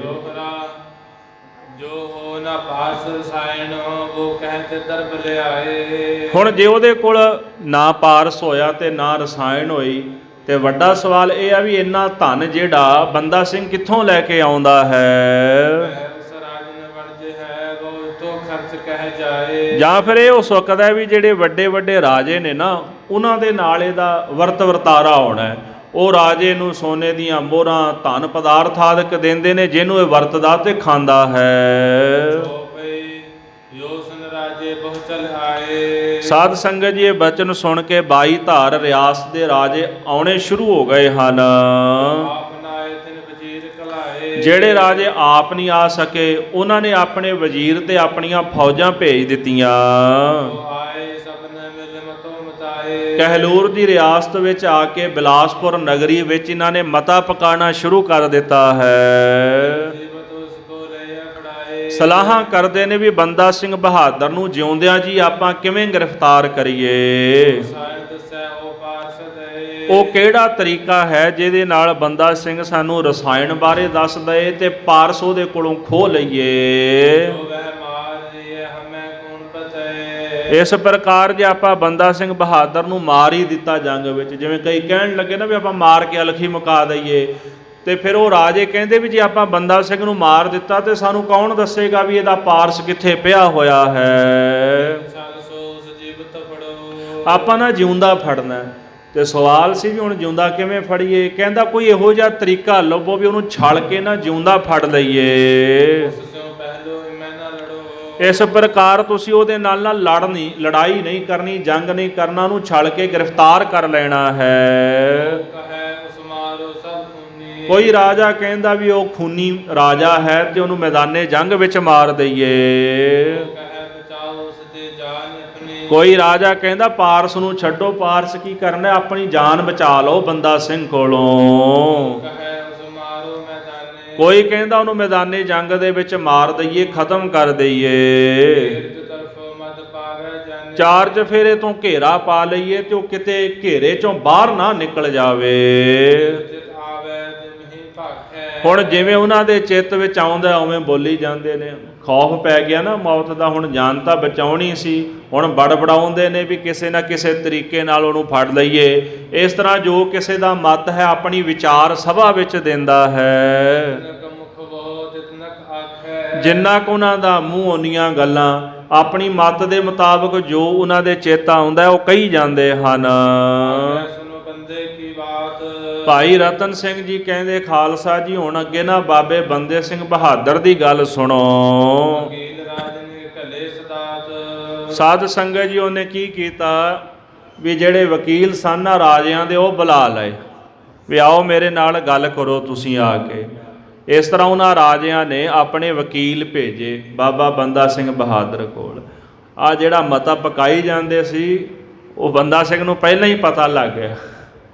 ਇਹ ਤਾਂ ਸਲਾਹਾਂ ਕਰਦੇ ਸੀ ਵੀ ਉਹਨੂੰ ਫੜ ਲੈਣਾ, ਗ੍ਰਿਫਤਾਰ ਕਰ ਲੈਣਾ, ਇੱਦਾਂ ਆਪਾਂ ਮਾਰ ਦੇਣਾ।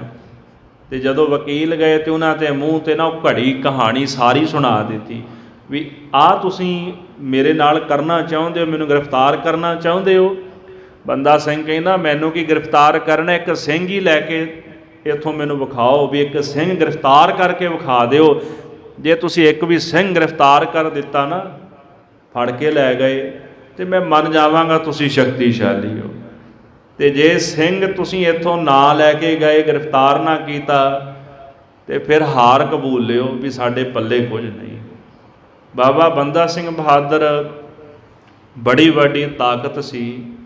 ਠੀਕ ਹੈ, ਕੁਝ ਪੱਖ ਇੱਦਾਂ ਦਾ ਵੀ ਹੈ ਬਾਬਾ ਬੰਦਾ ਸਿੰਘ ਬਹਾਦਰ ਦਾ, ਜਿੱਥੇ ਉਹਨਾਂ ਨੇ ਆਪਣੀ ਵੱਖਰੀ ਰੀਤ ਚਲਾਈ, ਇੱਕ ਵਖਰੇਵਾਂ ਪੰਥ ਨਾਲ ਉਹਨਾਂ ਨੇ ਬਣਾ ਲਿਆ। ਉਸ ਵਖਰੇਵੇਂ ਕਰਕੇ ਉਹਨਾਂ ਨੂੰ ਸੰਤਾਪ ਵੀ ਹੰਢਾਉਣਾ ਪਿਆ, ਦੁੱਖ ਵੀ ਹੰਢਾਉਣਾ ਪਿਆ, ਕਿਉਂਕਿ ਮਹਾਰਾਜ ਦੇ ਜਿਹੜੇ ਬਚਨ ਸਨ ਉਹ ਹੁਕਮ ਅਦੂਲੀ ਕਰ ਗਏ। ਆਪਾਂ ਇੱਕ ਵਿਚਲਾ ਪੱਖ ਇੱਕ ਪਾਸੇ ਰੱਖ ਲਈਏ ਜੇ ਬੰਦਾ ਸਿੰਘ ਬਹਾਦਰ ਦਾ, ਵੀ ਜਿਹੜੇ ਉਹਨਾਂ ਨੇ ਮਹਾਰਾਜ ਦੇ ਬਚਨ ਨਹੀਂ ਮੰਨੇ। ਸਟੇਜ 'ਤੇ ਕਈ ਵਾਰੀ ਪ੍ਰਚਾਰ ਕਰਨ ਵਾਲੇ ਉਹਦੇ 'ਤੇ ਜ਼ਿਆਦਾ ਜ਼ੋਰ ਦੇ ਦਿੰਦੇ ਨੇ ਵੀ ਇਉਂ ਕੀਤਾ ਉਹਨਾਂ। ਪਰ ਦਾਸ ਦੀ ਆਪਣੀ ਵਿਚਾਰ ਇਹ ਹੈ ਵੀ ਤੁਸੀਂ ਬੰਦਾ ਸਿੰਘ ਬਹਾਦਰ ਦੇ ਜੀਵਨ ਦਾ ਪਹਿਲਾ ਪੱਖ ਵੇਖੋ, ਜਦੋਂ ਮਹਾਰਾਜ ਕੋਲੋਂ ਬਖਸ਼ਿਸ਼ ਲੈ ਕੇ ਆਏ ਤੇ ਪੰਜਾਬ ਦੇ ਵਿੱਚ ਉਹਨਾਂ ਖਾਲਸਾ ਰਾਜ ਕਾਇਮ ਕੀਤਾ। ਦੂਸਰਾ ਪੱਖ ਉਹ ਗਲਤੀ ਕਰ ਬੈਠੇ, ਗਲਤੀ ਤਾਂ ਕਿਸੇ ਕੋਲੋਂ ਵੀ ਹੋ ਸਕਦੀ, ਭੁੱਲਣ ਅੰਦਰ ਸਭ ਕੋ ਭੁੱਲ ਗੁਰੂ ਕਰਤਾਰ, ਗਲਤੀ ਉਹਨਾਂ ਕੀਤੀ।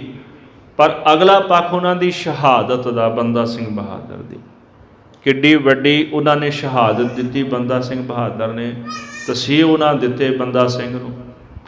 ਤੇ ਬਾਬਾ ਬੰਦਾ ਸਿੰਘ ਨੂੰ ਕਹਿੰਦੇ ਵੀ ਮੁਸਲਮਾਨ ਬਣ ਜਾਓ, ਕਹਿੰਦੇ ਨਹੀਂ, ਮੈਂ ਕਲਗੀਧਰ ਦਸ਼ਮੇਸ਼ ਪਿਤਾ ਗੁਰੂ ਗੋਬਿੰਦ ਸਿੰਘ ਮਹਾਰਾਜ ਦਾ ਸਿੰਘ ਹਾਂ।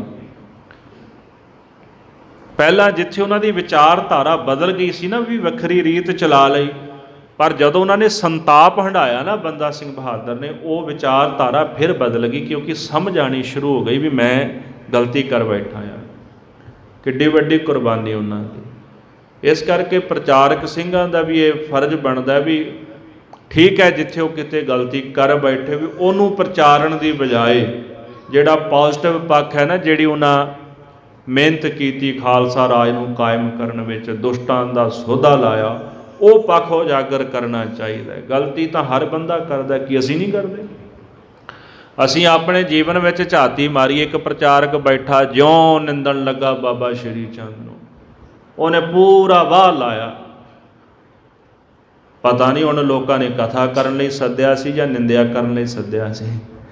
अजकल हुंदा तां इउं ही है ना, प्रचारक लोग सद लैंदे ने पर वो की करके जांदे ने, नाले तां ठोक के माया लैके जांदे ने ते नाले तुहानूं निंदिया सुणा के जांदे ने। निंदिया कदी ਉਹਦੀ करती कदी ਉਹਦੀ कर ਦਿੱਤੀ। प्रचारक नूं सददे ने लोग गुरु की बात सुनने वास्ते, पर लोगों का टेस्ट बन गया निंदिया सुनना भी। इधर दियां चार गल्लां किसी लीडर दियां सुना दिओ, किसी बाबे दियां सुना दिओ, लोग जकारे छड्डी जांदे ने भी पता नहीं किहड़ा उन्हें तीस मारखां ने भी किहड़ा तीर मार दिता है। गुरु साहब की हजूरी विच गुरु इतिहास की गल करो तो गुरु की बात करो।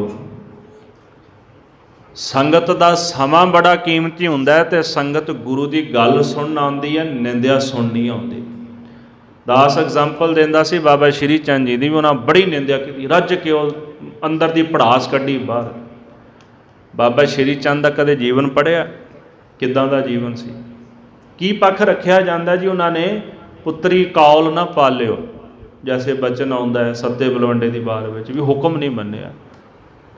हुक्म मनदे भी किवें, जदों आपां ये कहने आ भी गुरु अंगद देव साहब महाराज गद्दी धुर तो लिखा के आए सी, जदों वो धुर तो ही थापे सन, अकाल पुरख के हुक्म दे नाल धुर तो गद्दी लैके आए ने, तो फिर की वो कला नहीं सी वरतनी महाराज की। जदों मुर्दा खाण का हुक्म होया तो बाबा बुढ़ा साहब भी तो उत्थे सन, जिन्हों महाराज ने बचन किया सी तैथों ओले ना हो सां, भाव तुहाडे तो ओले नहीं होवांगे असीं। ते सिੱਖੀ ਦਾ थम, सिੱਖੀ की हद कह के नवाजा उन्होंने, इस तो अगे सिੱਖੀ नहीं जिन्नी सिੱਖੀ बाबा बुढ़ा जी ने कमाई है। तो बाबा बुढ़ा साहब भी तो उत्थे सन, पर कला महाराज की कुछ होर सी कि जिहड़ी गुरदा गद्दी सी वो गुरु अंगद देव साहिब जी नूं ही मिलनी सी। इस करके इस झगड़े विच ना पईए भी पुत्रां ने हुक्म नहीं मन्निया। ये वेखो भी अकाल पुरख का हुक्म सी की सी, असीं एक पॉइंट फड़ लिया भी उन्हें हुक्म नहीं मन्निया। तो मेरा ये कहना है भी जेड़े लोग कहते भी बाबा श्री चंद ने हुक्म नहीं मन्निया, मैनू वो ये लोग दस देण भी उन्हें किन्ना क मन्निया गुरु का हुक्म।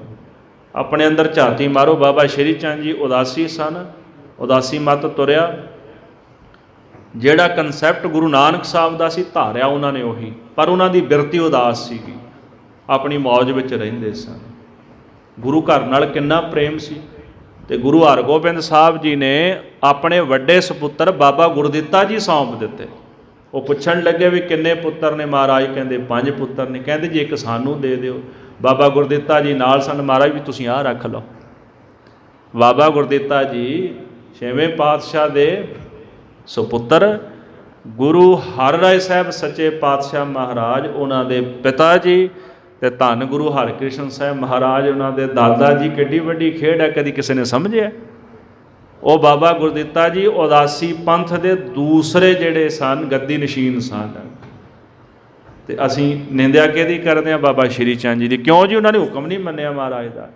वो तो अकाल पुरख का कौतक सी, भले वो गद्दी गुरु अंगद देव साहब नूं मिलनी सी, पर उस समय दे विच उन्होंने बाद विच गुरु नानक साहब के घर नाल प्रेम बनाई रखिया ते कमाई की। ते दास का सवाल ये है भी असी किन्ने क गुरु के बचन मन्ने ने, किन्ने क बचन मान लए ने भी असी उन्होंने निंदी जाने, भंडी जाने।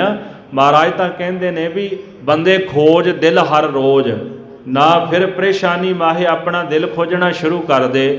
अपने अंदर झाती मार भी तू गुरु के किन्ने क बचन मन्ने ने, तेरी परेशानी खत्म हो जानी। फिर बाबा श्री चंद नूं भंडना छड्ड देगा, फिर नहीं उन्हां दा भंडी प्रचार करेगा जे अपना दिल खोज लिया तो भी तेरे अंदर की है।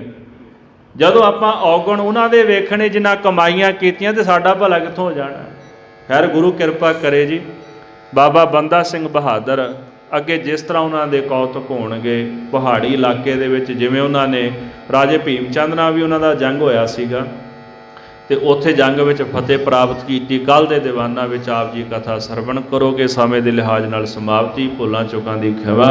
हे गोबिंद हे गोपाल हे दयाल ला, प्राणनाथ अनाथ सखे दीन दर्द हे समरथ अगम पूरण मोहे मया ता अंधकूप महाभयानो नानक पार्यो ता आए प्रभ शरणागति कृपा निध एक अखर हर मन बसत नानक होत वाहिगुरु नाम जहाज है चढ़े सो उतरे पा जो शरदा कर सेवंदे गुर पार उतार वाहिगुरु नाम जहाज है चढ़े सो उतरे पार जो शरदा कर सेवंदे गुर पार उतारन हार।